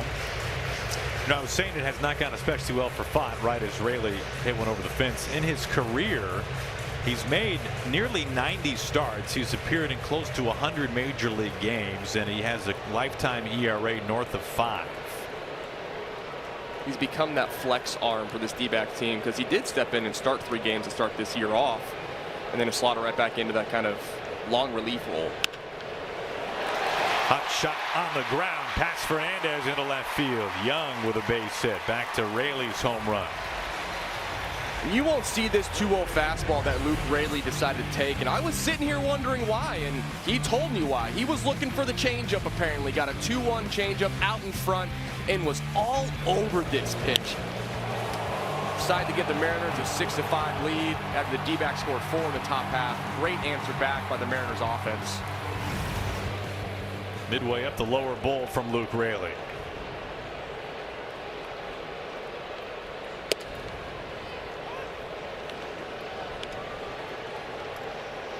All right, so in the top half of the inning, the Diamondbacks showcase their offensive skill set, and in the home half, the Mariners do their thing. They hit a home run. They say, we got some skills too. Watch this. 0-2 to Canzone. I love that at bat by Cole Young right there, by the way. Broke his bat on the pitch that was in on his hands. Fogg tries to go up and away to him, and he's taking what he's going to get. I've seen Cole do that, and it's such maturity in a young hitter to be able to take what the pitcher's giving you, but really use the opposite side of the field strong.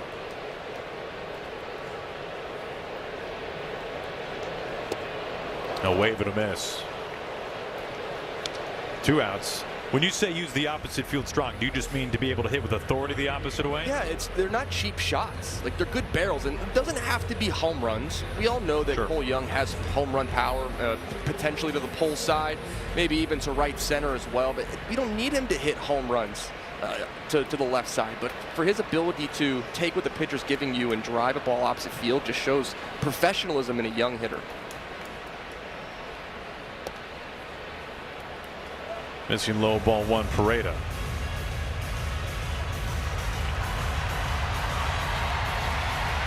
Now the Mariners have 2 of the youngest position players in baseball. and Emerson and Cole Young.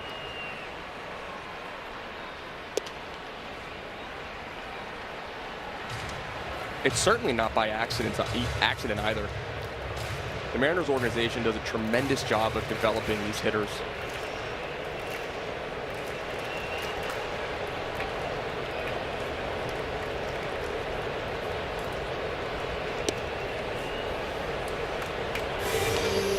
Two and one.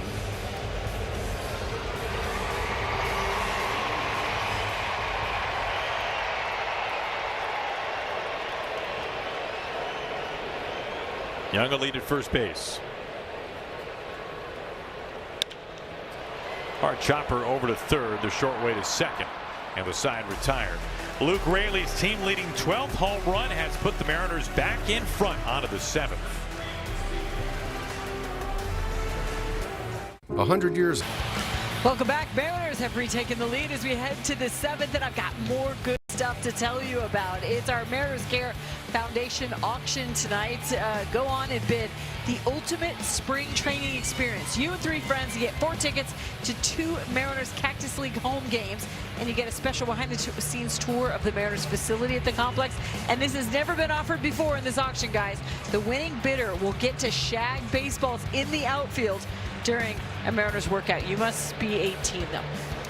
And you must be able to stare directly into the sun. Yeah, 18 or older, I should say. You don't have to be 18 on the dot. You can do it, Aaron. You can do it. Prada picks this up in a very dangerous bat. Retired Corbin Carroll, the first to face Ferrer.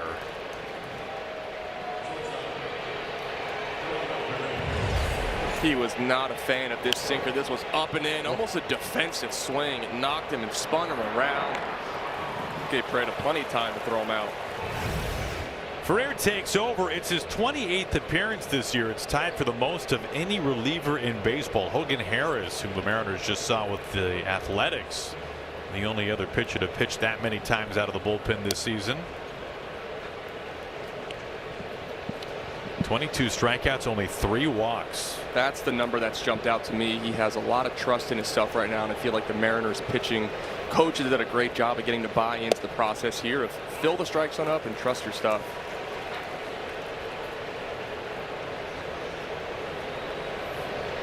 Along those lines, the 5th highest first pitch strike rate of any reliever this year in baseball, Ferrer.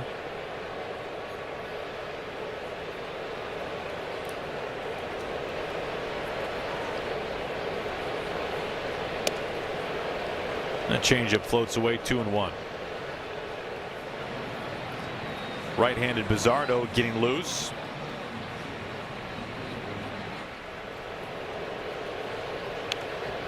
Two and 2.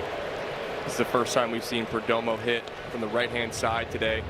Has better average numbers from the right-hand side. I think he's a better just natural hitter, but the power is definitely coming from the left-hand side.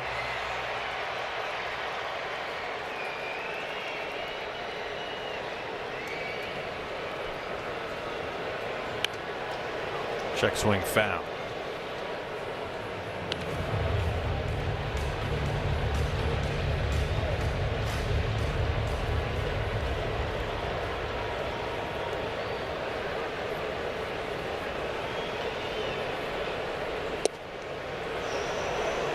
Pretty good pitch. Ferrer is saying, can we challenge? But they're out of challenges. Would have been nice to have one there. Yes. It's a great pitch. Had Perdomo leaning out over the plate, protecting the changeup, and freeze him on a fastball in. Really jammed him. This one is a worm burner out there to J.P. Crawford. 2 outs. There is no penalty for asking for a challenge when you do not have a challenge, as you just saw there from Ferrer.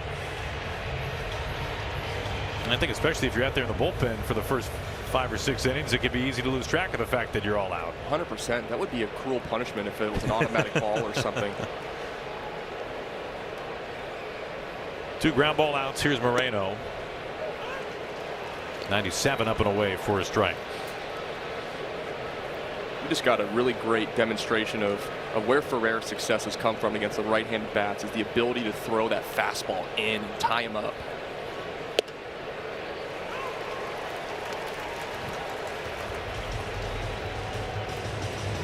It's another strike up and away this time. So he has 2 pitches set up here. He can go the fastball in, or he can go the changeup down below the zone away.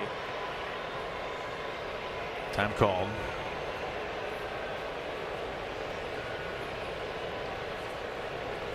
I'd like to see Ferrer come in right here to Moreno. I thought that Kirby could have thrown a sinker early in the game. Moreno was diving out over, cheating to that sweeper a little bit. That's the changeup.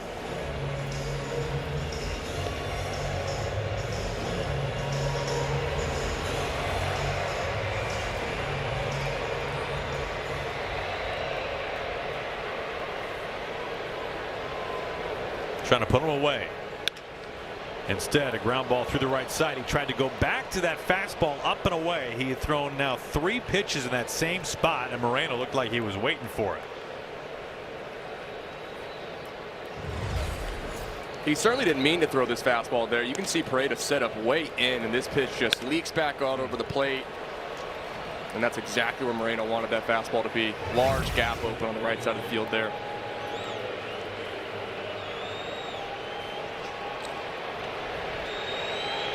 Dan Wilson on his way out.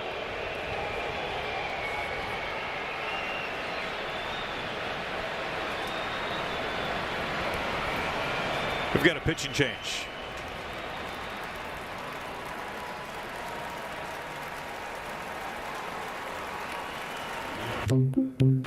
Diamondbacks had announced a pinch hitter, Nolan Arenado, who was out of the lineup today because of a groin issue. He's batting for Del Castillo, the lefty bat. And it's Bizzardo on to face him. So right on right here, the Mariners countering with Bizzardo, who this season, righties batting .233 against him.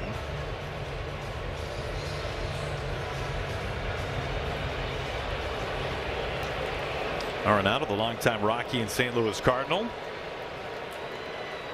2 outs and a man on. Mariners by a run in the 7th. I would imagine this is not something that Nolan Arenado has done a whole lot in his career. No, certainly not, but I'm sure it's encouraging for D-backs fans to see him get in this game. I was waiting to see if he was going to be in the starting lineup. I know he didn't end up playing the last game. He's taking his time right now. He doesn't feel super great after that foul ball.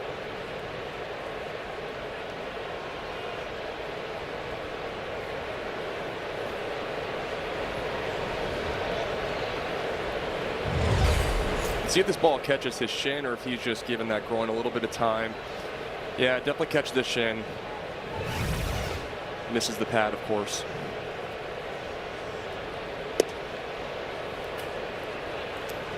When you think about Arenado's incredible career, he has over 7,500 career plate appearances, 16 of them as a pinch hitter.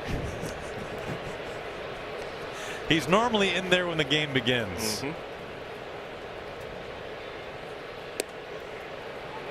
14th major league season, his first with the Diamondbacks, now 35 years old. Tied Ichiro by winning 10 Gold Gloves to begin his career. And that's what he's done for this D-backs team, is he's really anchored down the defensive position at third base to be consistent for them. 1-2. Really got him off balance, but able to get a piece of that sweeper. Coming up on 2,000 career hits.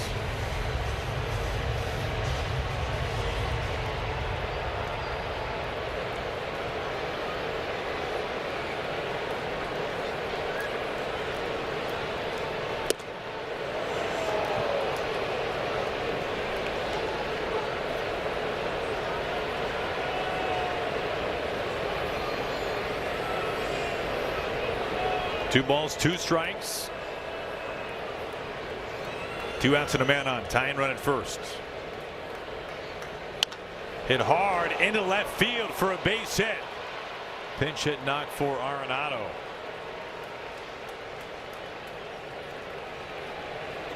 That moves Moreno into second. Do they need a run for Arenado, or he can take care of it himself? Looks like he'll be fine. Didn't see him get out of the box well, but Paredes really wanted that 2-seamer to be on the outer half. Wanted to have a comeback backdoor 2-seamer, and this pitch just runs right low and in. Credit to Randy Rosarena to go cut this ball off and keep the runners at first and second base.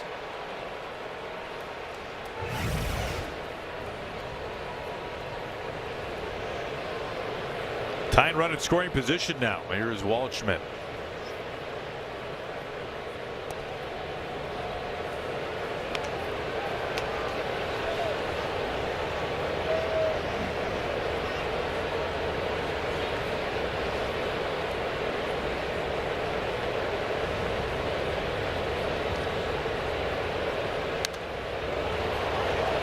Not an especially fast runner at second in Moreno, the Diamondbacks catcher. Let's see if that comes into play or not.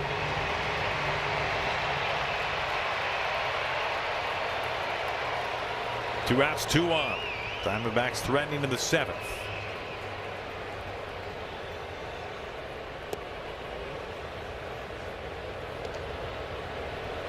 Pizzardo behind. Really good discipline by Waldschmidt to take that pitch right there. As a young hitter, you'd expect in a 1-1 count to be so aggressive that you can expand the zone there, but really good take.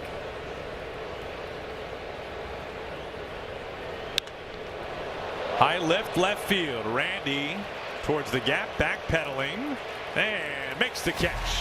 Pizzardo strands a pair. Well, the Mariners maintain the lead as we stretch.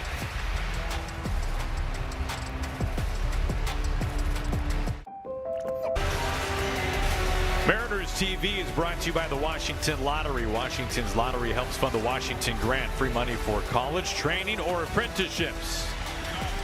Now we've got fireworks coming after the game tonight. First fireworks night of the season. Mariners holding a 1-run lead over the Diamondbacks in game 1 of the series. Brandon Pfaadt back out there for his second inning worth of work. Colt Emerson leads it off.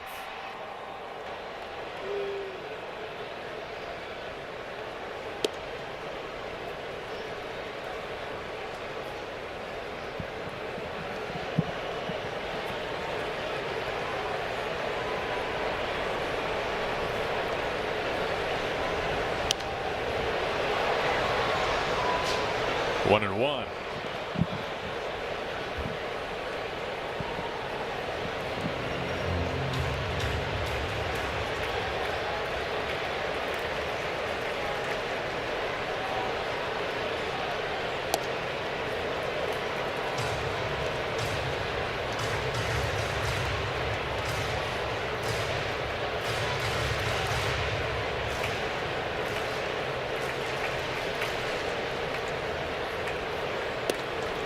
Colt with a really impressive performance in Kansas City to wind down that series. A 4-hit day, including 3 doubles.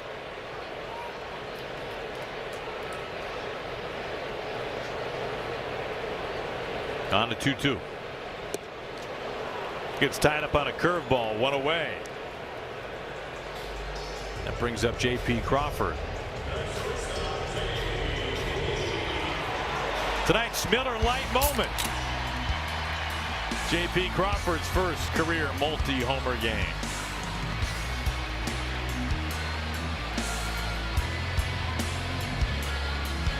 Now 9 homers this year for J.P.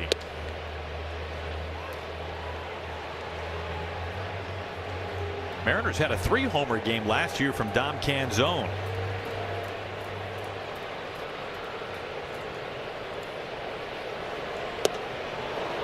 He was the first Mariner to do it since Kyle Seager.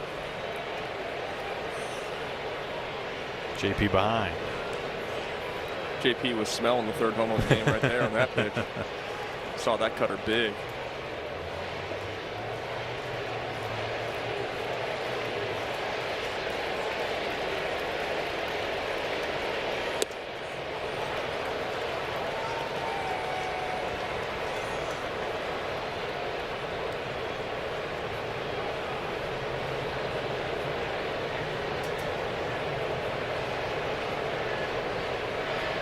How often did you hit a home run when you were trying to hit a home run? I can think of one time in my career. And that's a story that I tell a lot of young hitters I work with. If hitters are a mistake the pitchers throw, not something that you can naturally create. 2-2. Inside. This is what JP does so well right here. He was 0-2 so quickly. Now he worked his count all the way back to 3-2. There have only been 12 Mariners ever with a 3-homer game.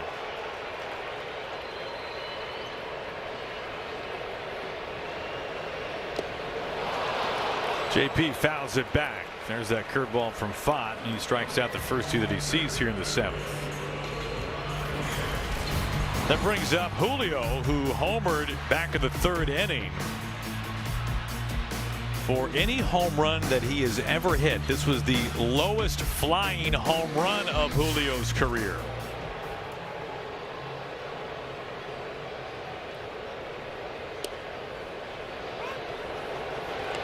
Julio's 9th home run this month, the most that he's had in any single month of his career. That just was a strike. Good take by him there. Not much he can do with that pitch in an 0-1 count. A rocket down the line. Fair.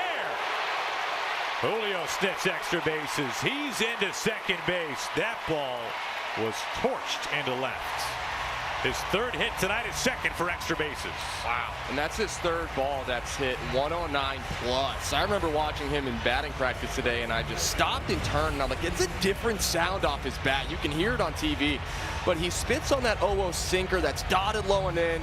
Kind of looks at Gabby Moreno like, hey, that's not a strike. Whether it was or not, he knew he was going to get this pitch the next one, and boy, was he ready for it.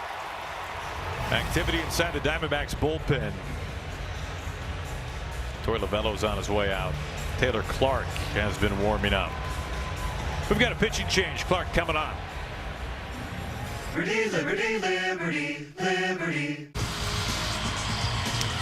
Josh Naylor coming to bat, and a reminder that the jersey he is wearing and the hat that is in the dugout right now is up for auction for our Mariners Care Foundation auction night. Go to mariners.com/bid now, and you can bid on Josh Naylor's game-worn jersey and hat tonight. Reminder, pencils down at 11 p.m. tonight, so get after it. Well, let's see if Josh can do something here in this jersey. Facing a new pitcher, Taylor Clark, ground ball specialist this year. Julio at 2nd. Clark's first pitch missing ball 1. And there's a rare 4-seam fastball to the left-handed hitters. You're going to see a healthy dose of changeups and cutters. Looking to see if Naylor can take that changeup and shoot it right through the 5-6 hole. Score Julio from 2nd. And it's a unique profile. Good ground ball pitcher, has hardly walked a single batter, hasn't struck many out at all. His strikeout rate is really decreased from years past. Basically cut in half. That's where you game plan as a hitter. You know he's going to be in the strike zone, so you have to pick the pitch in the zone that you really want to hunt. Chases a changeup now behind 1-2. Mariners trying to cash in on Julio's double. Speed at second base, 2 outs, trying to add on here in the last of the 7th.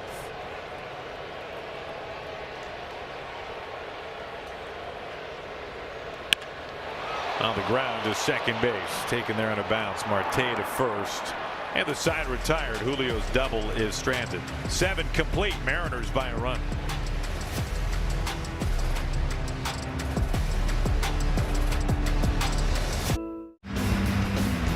The Mariners and the Diamondbacks have played more one-run games than anybody this year. Diamondbacks winning percentage ranking just outside the top 10 in all of baseball. Meanwhile, the Mariners have really struggled. 7-12 in one-run games. Mariners up by a run to begin the 8th. Bizzardo going an inning plus. Things will get interesting if the lineup card turns over. You'll have Marte and Carroll, but Bizzardo's got the bottom third. 7, 8, 9 here. We see Gabe Spire loosening in the bullpen as well, assuming he's probably preparing for Corbin Carroll if this lineup card does turn over.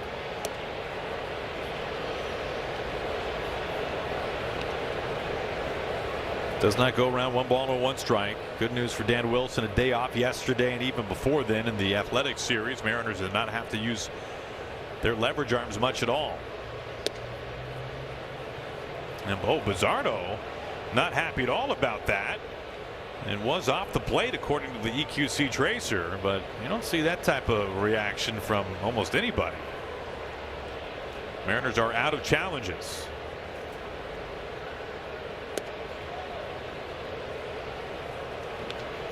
That body language does not help expand the zone for you either, because that pitch was pretty close as well, and at this point you're not going to give it to him if he's acting that way on the mound. Yeah, Guccione kind of gave it right back to him. Yeah, he did. Center field, Julio picking up some speed, getting a beat on it in front of the track. So Bizzardo gave the palms up. Where did that miss? And Chris Guccione behind home plate. Watch his reaction. Umpires do not like being shown up, especially to that magnitude. And they're not afraid to give it right back to you.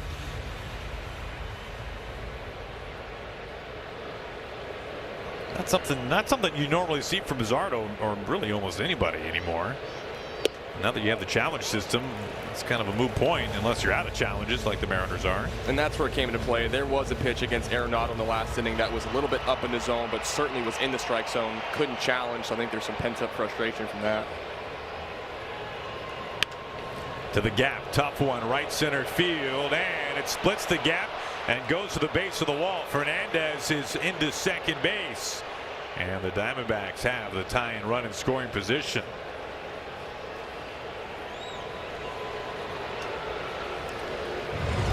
Well, that's the second double for Fernandez in his third hit tonight. He likes that pitch up, and he's not afraid to inside out it and drive this ball the other way. This pitch is up and in, out of the strike zone, gets a good barrel on, and is able to find a seam in the outfield.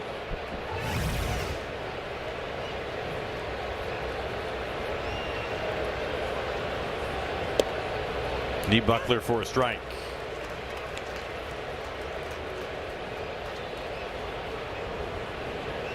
Diamondbacks have both their challenges remaining. They do not challenge that, however.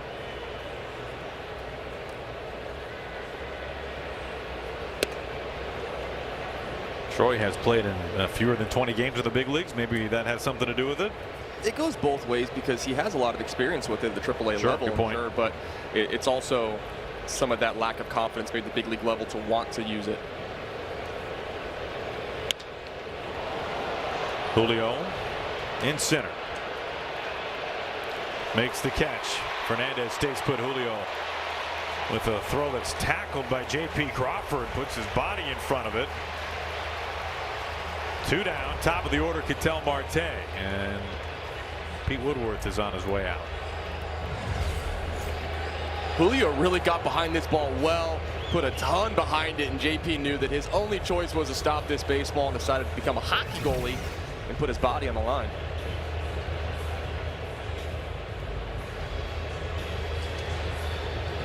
Well, it starts to get dicey here. 2 outs, runner at second for the top of the order. That means Ketel Marte, switch hitting second baseman, who has reached base tonight but is 0 for 3, trying to extend an 11-game hit streak. And interesting splits. There's not a side where he's really vulnerable. Obviously, he's had more home runs against righties. He's also faced far more righties, hitting for a slightly higher average against the lefties. Yeah, we talked about this pregame actually, because it wasn't just this season splits. It's been his overall career. He's been a higher average hitter from the right-hand side. So for the Mariners to make a decision to bring Spires in and flip him around, there's some context to it. If he hasn't done it yet tonight, but also his career tells us that he's really good if you flip him over.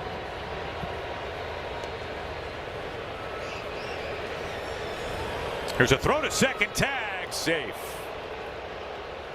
Fernandez back in time.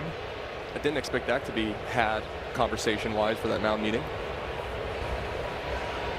Dan waiting to hear from the video room. No challenge.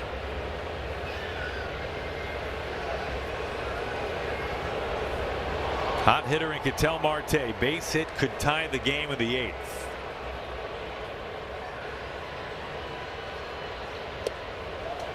Good start. Strike 1 at the knees.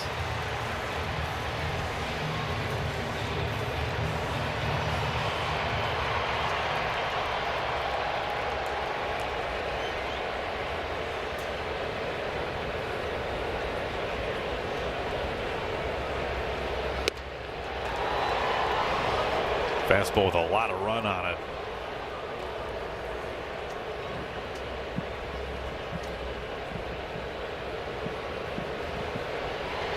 Probably fair to assume this is going to be Bizzardo's last batter right here.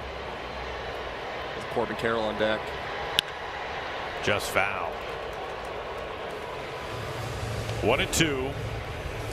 The other lefty for the Mariners, Gabe Spire, activated on the road trip off the injured list. He's warmed up and ready to go. He would have Carroll next. Mariners hoping Carroll can wait for the 9th. 1-2. Just chopped at it. Got a piece to stay alive.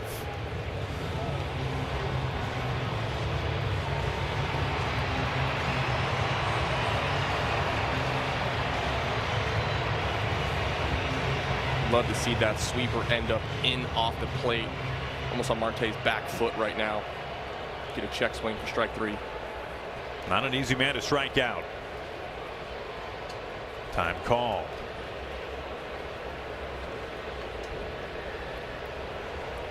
Nearly all the leverage arms have been used tonight. Brash, Ferrer, Bizzardo, Spires warming. 1-run game of the 8th inning.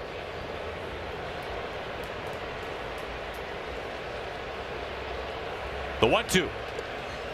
It was the sweeper, but he does not offer at it. Really good pitch right there from Bizzardo. Good job, Ferreira back there as well. Block that, keep it in front. That's doubled up on the sweeper.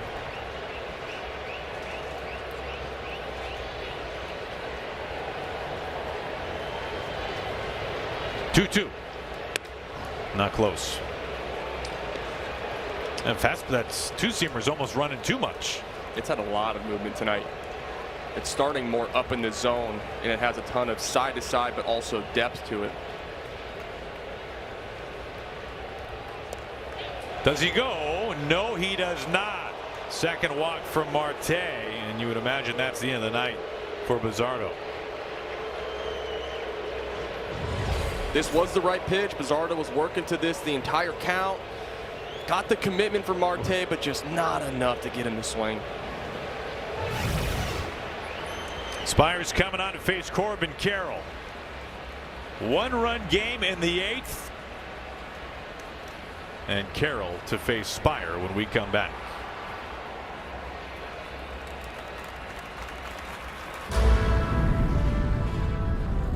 So I ran some numbers.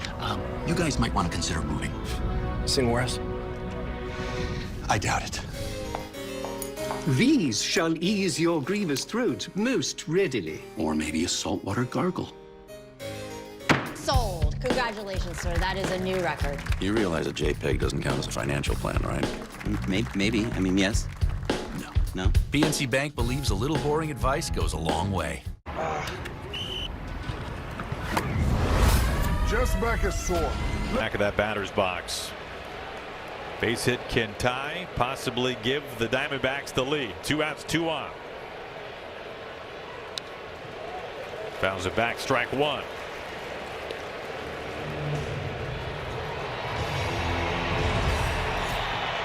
Good fastball, top of the zone here. Carroll's ready for it. Felt like he was all over that pitch, looking for it almost.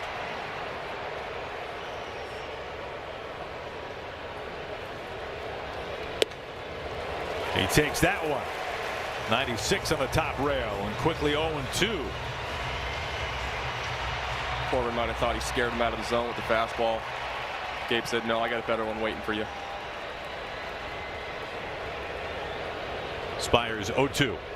It's over. 3 pitches, blink your eyes, and Gabe Spire knocks out Corbin Carroll and preserves a 1-run Mariner lead. Good.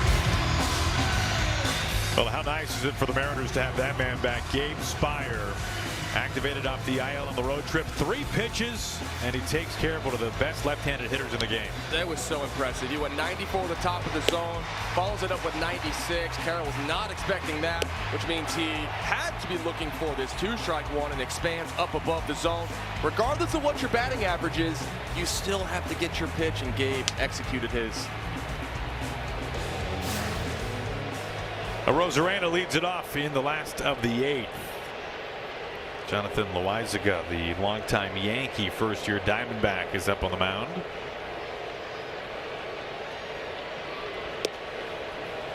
Now the Mariners would love to get a little bit of breathing room now from Munoz.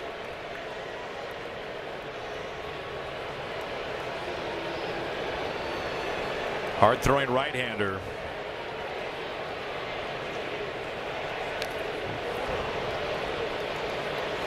Not many strikeouts, not many walks so far this year for Loizaga. Ahead 0-2. It's been 4 home runs tonight by the Mariners.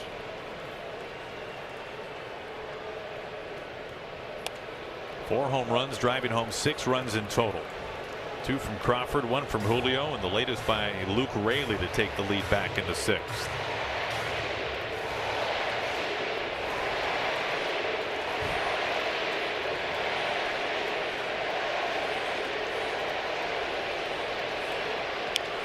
It is pretty wild how so far tonight both teams have played exactly their brand of baseball.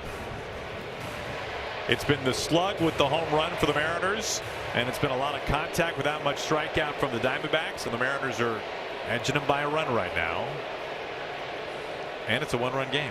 One piece that stands out to me right now is the Mariners bullpen having a fully healthy leverage arms. This was the team that was scripted to come out. We saw them so successful the back end of 2025 season, the playoffs as well.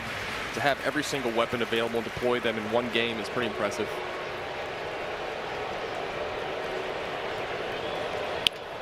Right back. Oh, through the wickets and off the bag.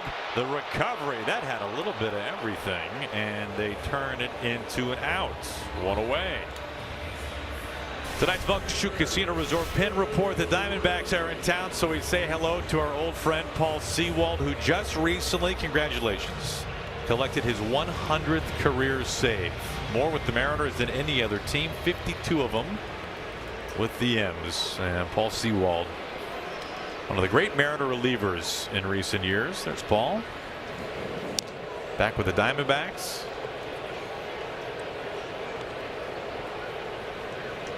Mariners bullpen has had so many success stories in recent years, and Paul Sewald is right there at the very top of that list.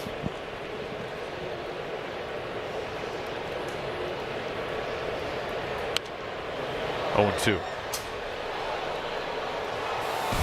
It was Luke Raley in the 6th inning in a tied game that put the Mariners back in front.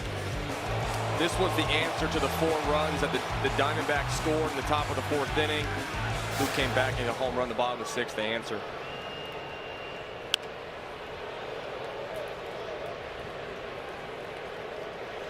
You know, we talked about the home runs tonight for the Mariners and how it's very much on brand for them. They're not normally a team that strings together a bunch of hits, but to the Mariners' credit, 11 hits tonight.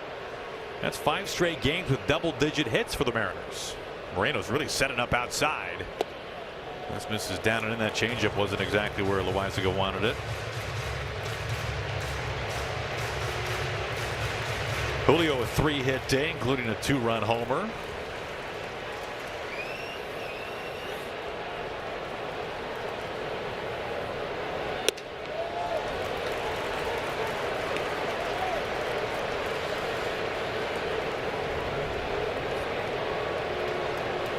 Raley looking for his 3rd hit.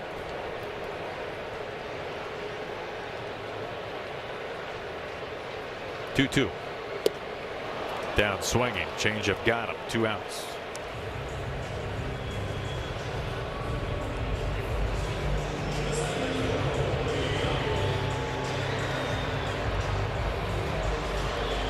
Here's Cole Young.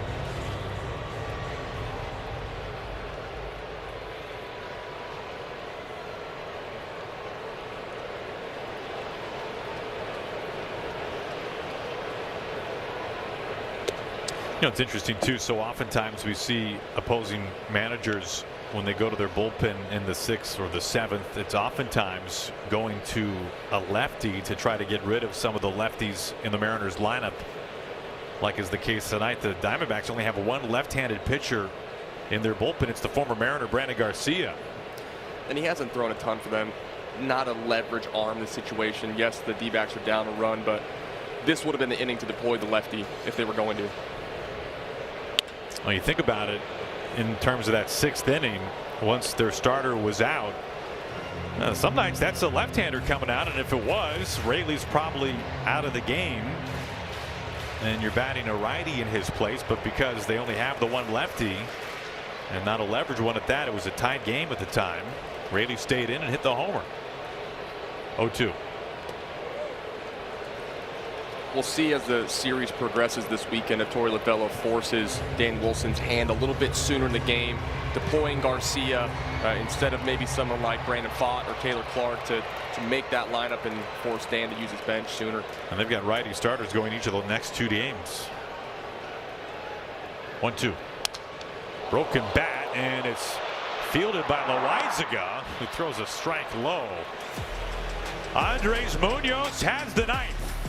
Mariners 3 outs away from a 1-run win.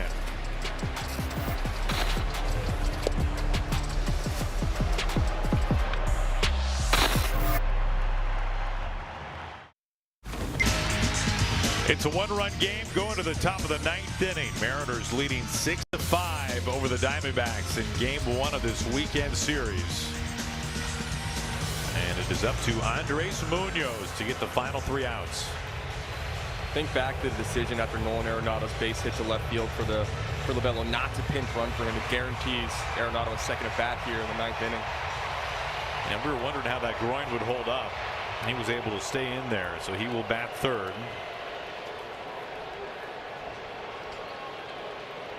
Perdomo leads it off. Robles takes over for Raley defensively in right field.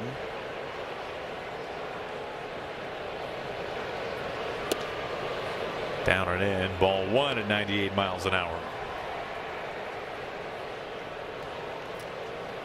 Keep an eye out for the changeup usage this inning, especially for Munoz against left-handed hitters.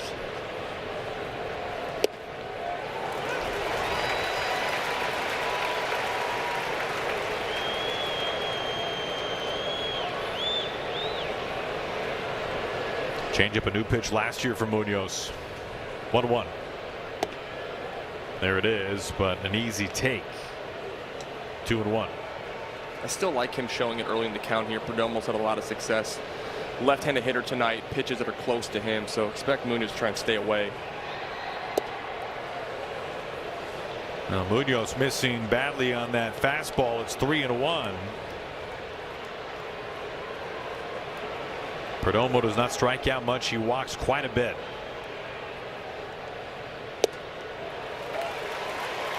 Fastball over the plate that time. Full count.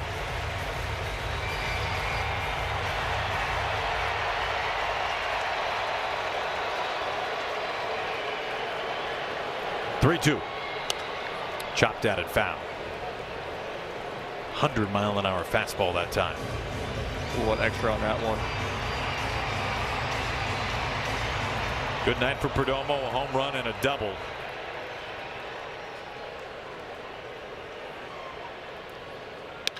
Lined into right field just beyond the reach of Cole Young. Tying run is aboard. 3-hit night for Perdomo.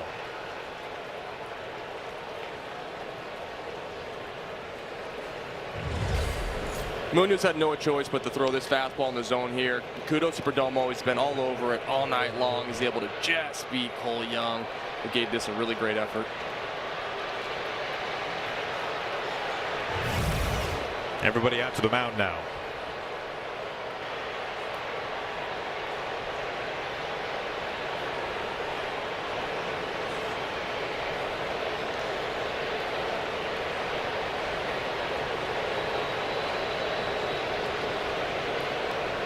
This is the part of the order that has created the most traffic tonight, especially a big part of that 6th inning. Corbin Carroll started with the base hit, and the rest of the lineup really followed.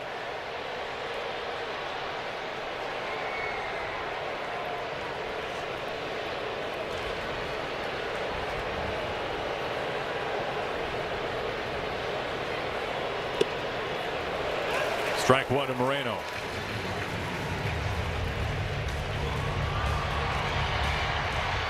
You've got a couple of guys here who don't strike out a ton in Perdomo and Moreno, although Moreno more than the man at first base. Does he go? No, he does not. It's 1 ball and 1 strike. Remember, no challenges for the Mariners as well. See how close this check swing really looked. The barrel never got outside of the hands. Those are such a coin flip decision for umpires. Slider not close that time.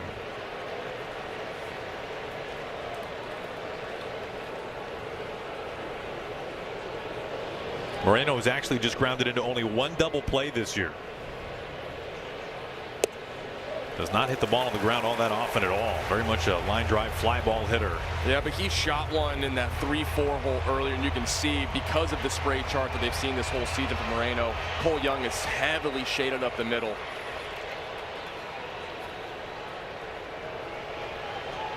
He calls for time.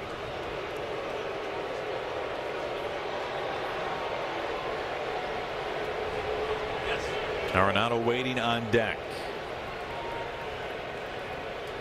Tying run aboard.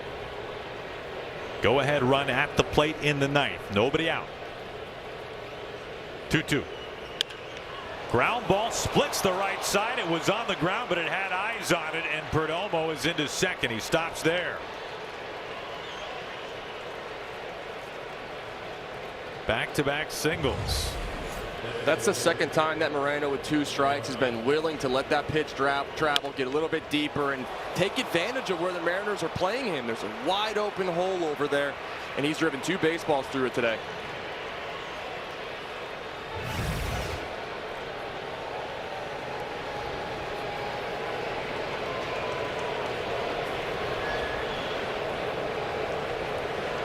Nobody out, 2 on, and here is Arenado. And he gets drilled at 98. Oh, he is feeling that.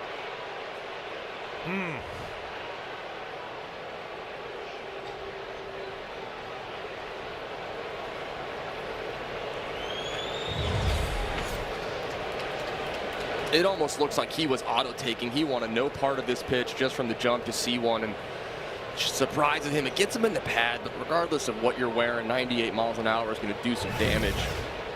Well, he's being taken down to the clubhouse immediately. He was already dealing with a groin injury. That's why he was not in the starting lineup, and now gets smoked at 98. Tim Tawa, the pinch runner for Arenado.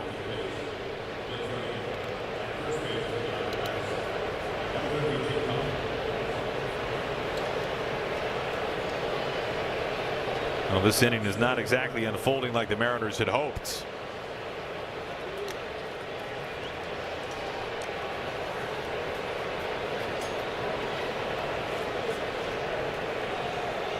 You're going to see the infield in, see if Munoz can settle himself back down, get a big ground ball.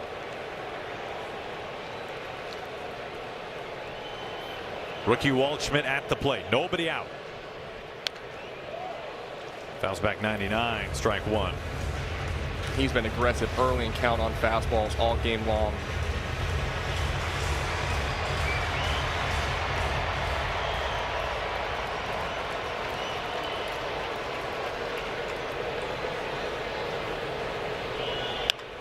Inside out loop and foul. 0-2. Perdomo at third. Moreno the runner at second base. A base hit could give the Diamondbacks the lead with nobody out still in the ninth inning. First 3 have reached, a couple of singles and a hit batter.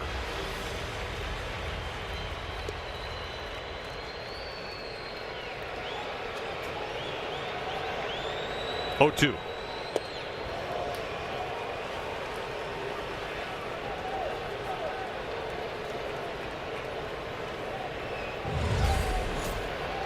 Here's this 0-2 slider. Backs up a little bit low and in, but really good take by Waldschmidt to not expand the zone down. He got 99, fouls it back, and a much needed first out.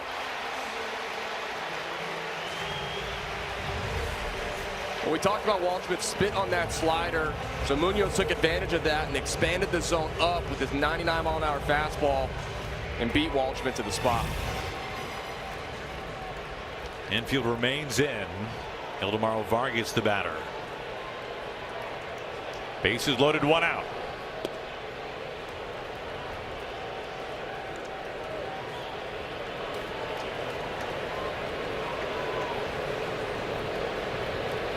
Vargas has the 7th lowest strikeout rate in baseball this year.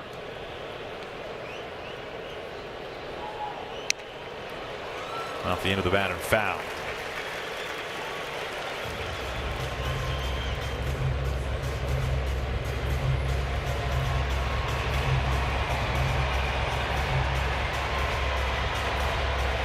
Vargas batting over 300.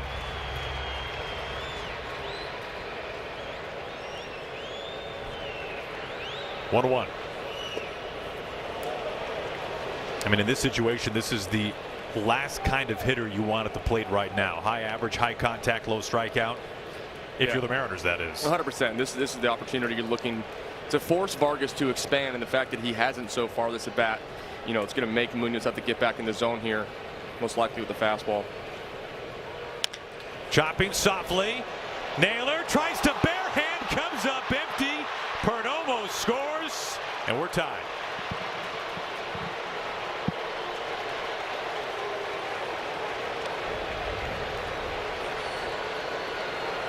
He put it in play, and the Diamondbacks get a run out of it. Listen, this is a tough play for Josh Naylor. Feels like he has to do or die. I'd almost rather Cole Young be able to work through it, especially with, you know, with Naylor being a left-handed thrower. He's got to get his body entirely around.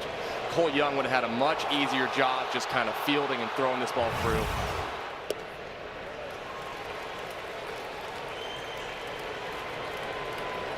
Strike one to Fernandez. So blown save for Munoz. And a tied game of the ninth, and the Diamondbacks still threatening. Go ahead run at third.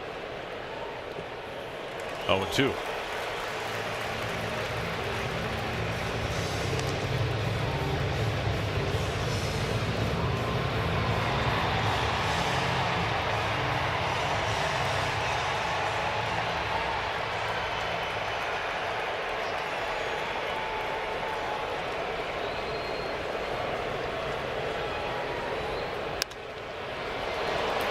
Popped up. Crawford behind second. 2 outs.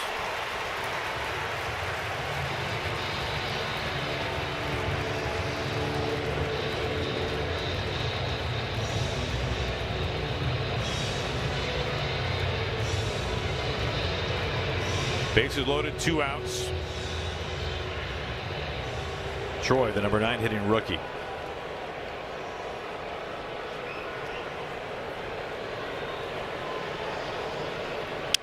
Broken back grounder. Emerson takes her to the bag himself. Damage dealt by the Diamondbacks. A run in the ninth. Mariners trying to walk it off when we come back.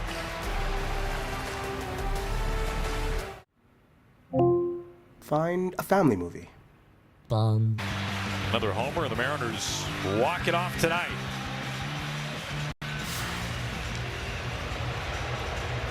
Rob Refsnyder gets set to pinch hit. He bats for Canzone because the only lefty in the bullpen, former Mariner Brandon Garcia, is up on the mound. He was part of the Josh Naylor trade.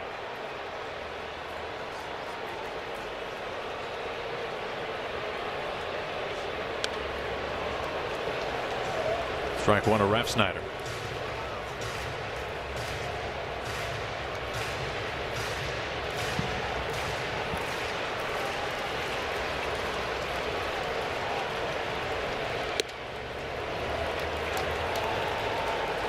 Diamondbacks getting a run at the top of the ninth inning off of Munoz.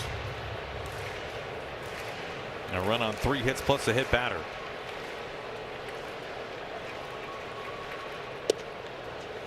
Jackknife, but it's over the plate. Did not see that one well. 1-2. You might have not saw it at all. 99 miles an hour.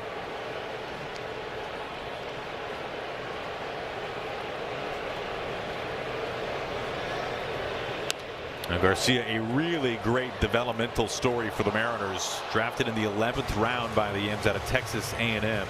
His college career began at Quinnipiac in Connecticut. Came up as a starter, transitioned to the bullpen in the big leagues.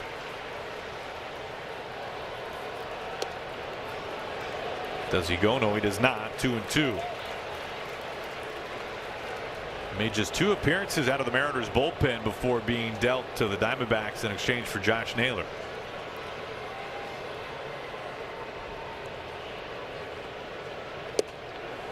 Strike 3 called. 99 dots the inner edge. Filthy stuff from Garcia. That's the second one you threw. You knew he was going to come back to it at some point, but that's just absolute paint. Not much Rob can do with that, unfortunately. A little extra adrenaline going right now for Garcia on the mound. Facing his former team. situationally as well. You got a packed house. And yeah, former team, sure. Well, the Mariners are trying to win this one with one swing. They bat for the catcher. Johnny Pareda gets lifted. Of course, the Mariners have Mitch Garver on the bench. Patrick Wisdom getting set to bat for him.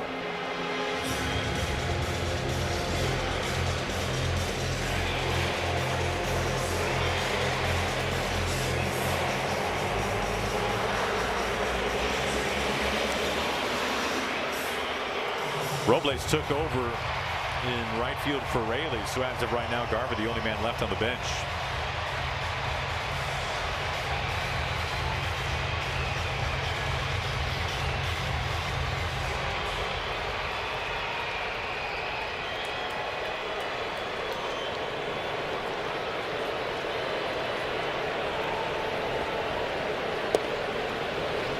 Ball into Wisdom.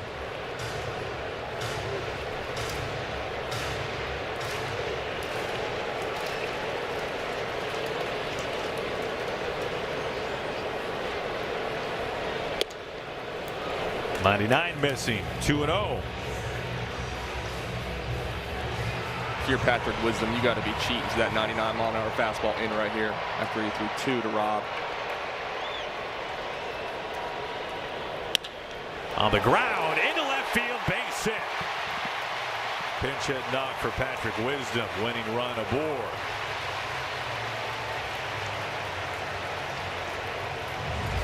And Patrick Wisdom certainly was dead red fastball. This pitch a little more out over the plate. But Patrick's able to hit this baseball hard in the 5-6 hole for a single.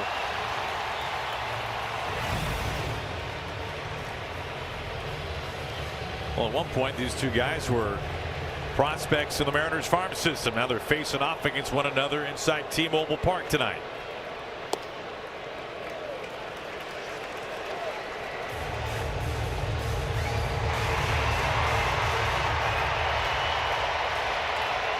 Winning run aboard. 1-0 to Emerson. Way outside. That was a frisbee sweeper. 2-0. Nice job by Moreno just to put a glove on that. This pitch gives Colt Emerson a lot of information. Almost eliminate the slider at this point and just get on time for the fastball in the zone you want it.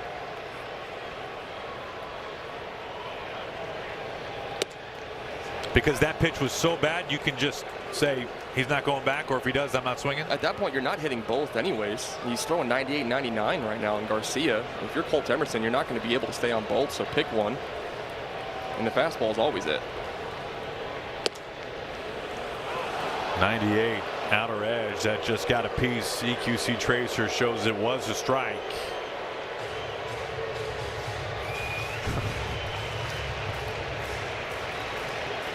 Garcia just blowing flames from the left side.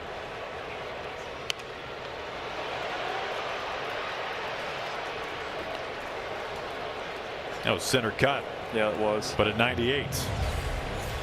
That was the pitch that Colt's been looking for. Didn't expect the 2-1 fastball to be painted away, but that was the one he's looking for.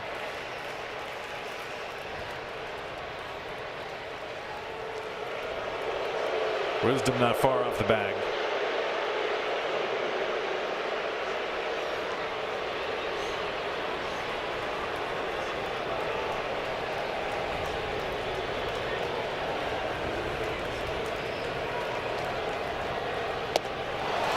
The sweeper gets the punch out. He went back to it. 2 down. There was one pitch that Colt got to hit this entire bat realistically, and it was the 2-2 fastball. This is just really tough for the young rookie and Colt Emerson. Throw the nasty slider and chase it down. Here's JP. Bouncing ball in play. To retire the side. We are going to extras. Tied after 9.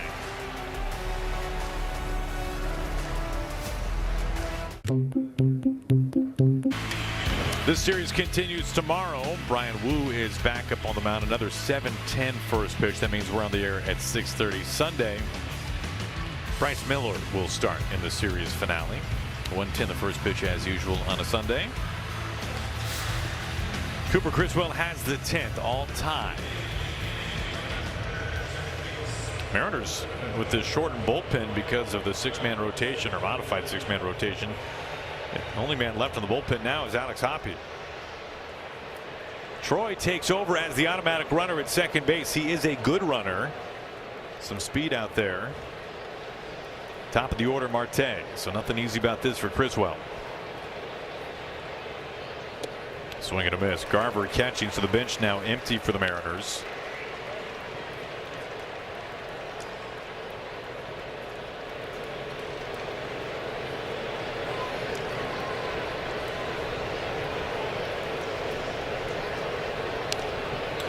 Well, that had some movement on it. That was a foot in off the plate. You haven't seen a lot of really comfortable swings taken from Marte today with how hot he's been coming into this. Chasing this pitch well in off the plate. Not what he was hoping to do.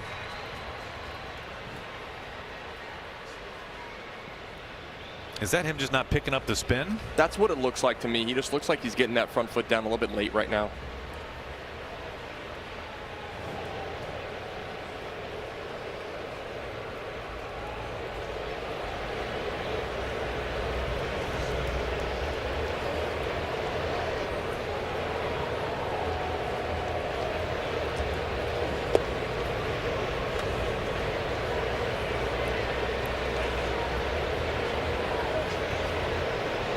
Now this lines up perfectly for the Diamondbacks. They've got the top of the order with a man at second base, Marte, then Carroll and Perdomo.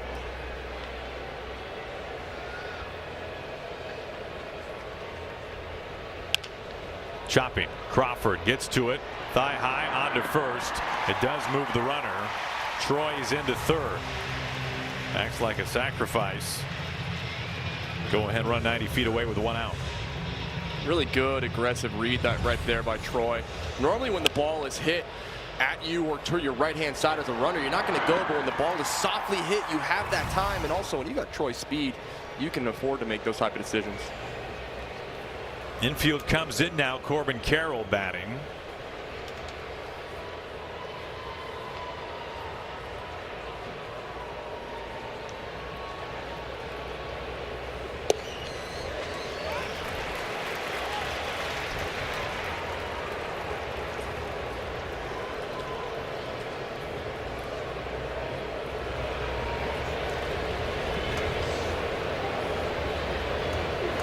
Ground ball. JP's got it. Makes eyes with third. On to first. And he takes a run off the board for the Diamondbacks.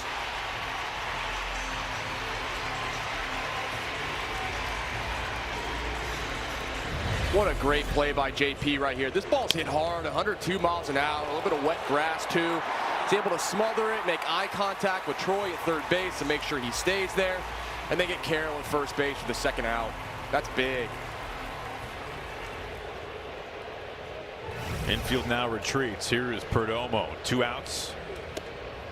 And he takes inside.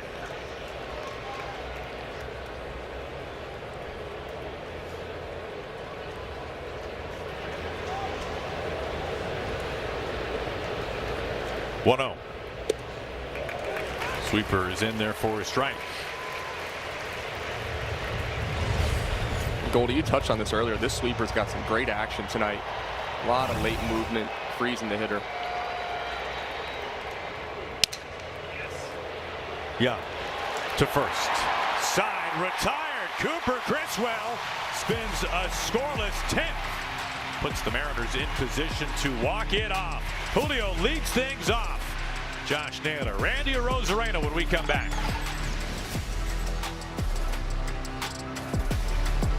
T-Mobile Park, you've always got the best. Well, you know who loved that play more than anybody from JP Crawford. It's got to be the Bone. That's right.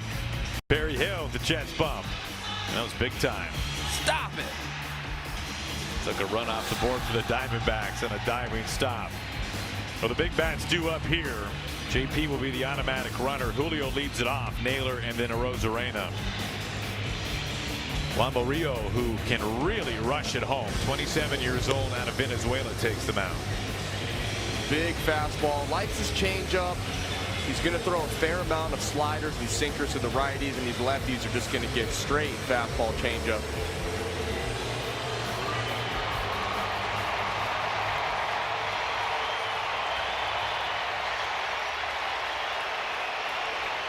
Average fastball 99 miles an hour for Murillo. Base hit can win it. First pitch slider for a strike.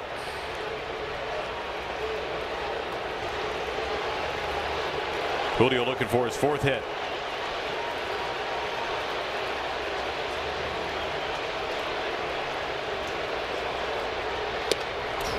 Takes a pass at a high heater.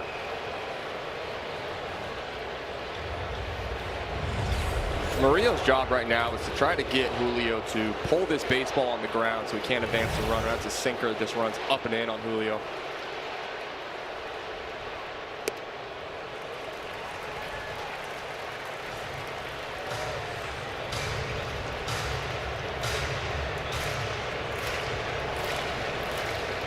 Winning run Crawford at second.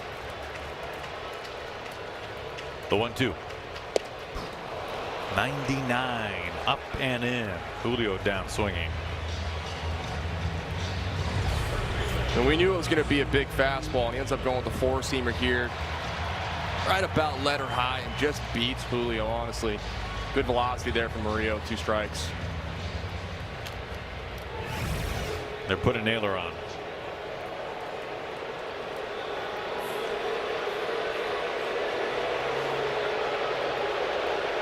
Avoiding the lefty bat. First base open. To face the righty Rosarena.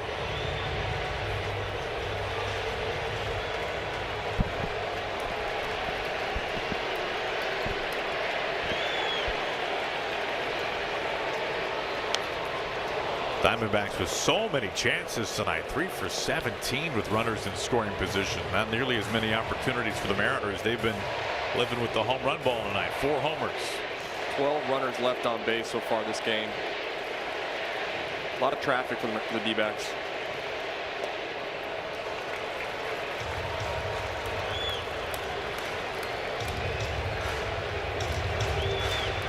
A run wins it.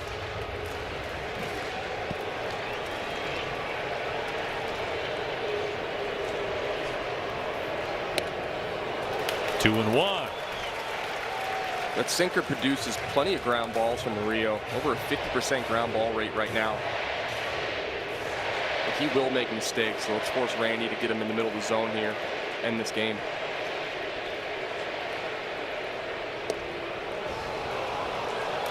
Slider backed up on him, works out. It's a strike. Randy was asking, he kind of wanted to challenge this. He has one back because of extra innings now, but that's such a tough pitch. That's a really big breaker ball for a pitcher that's throwing 98 to 100 miles an hour.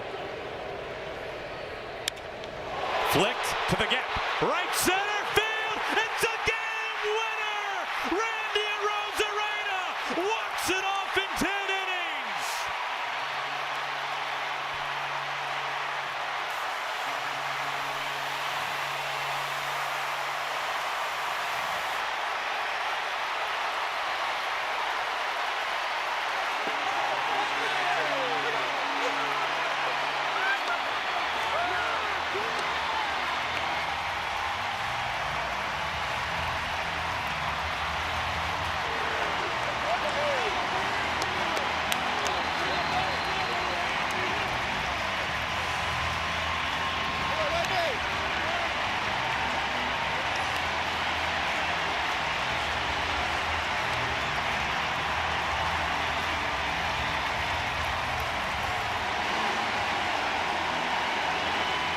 On a night where the Mariners lived with the home run ball, it's an oppo knock to win the game in 10. With 2 strikes nonetheless, threw an absolute filthy breaking ball for strike 2, and then Randy said, okay, I saw it now. I'm going to go ahead and look for it, and I'm just going to take what you give me, and does a really professional job of hitting.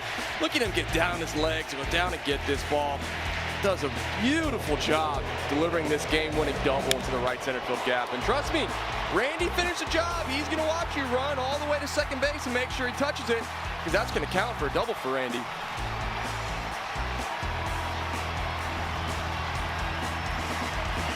Our Fire TV winning moment down to the field, Angie.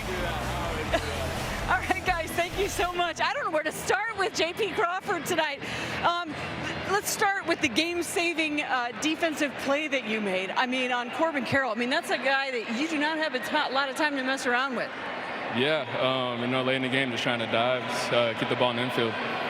You did it. All right. I want to take these home runs one at a time. All right. It is the first time in your career that you have hit multiple home runs in the same game. I'm thinking you're leading off. I know 44,000 people here at T-Mobile Park excited for J.P. Crawford. Hey, I'm thinking you're leading off a game. Maybe you're thinking about getting on, but you're like, no, let's just get on the scoreboard. Yeah, we got to set the tone and set the tone early, get the boys fired up. All right, the guys upstairs were kind of wondering what you were telling yourself because you swung at a changeup and then you kind of hit yourself in the head and then you hit another changeup and the second changeup you hit went out of the yard. So what were you saying to yourself? Just don't swing at bad pitches, and then I swung at a better one, and thankfully it went out. All right, now that Oakland series, it seemed like it was the most complete series that this team has played. You guys were fantastic. Everything seemed to be working. You guys now come home, and for the 5th straight game, you guys put up double digits in hits. What are we seeing happening with this team right now? Just what we're truly capable of. Not trying to do too much and keep the line moving. JP, thank you very much. Congratulations again on your first career multi-home run game. Hey, thank you so much. Thank you, guys. Yee-hoo! All right, he's going to go grab the trident. He got a chest bump from Perry Hill, all sorts of great things. It's Randy Arozarena who ends up scoring J.P. Crawford. The game winner is the Mariners walk it off in Game 1 against the D-backs.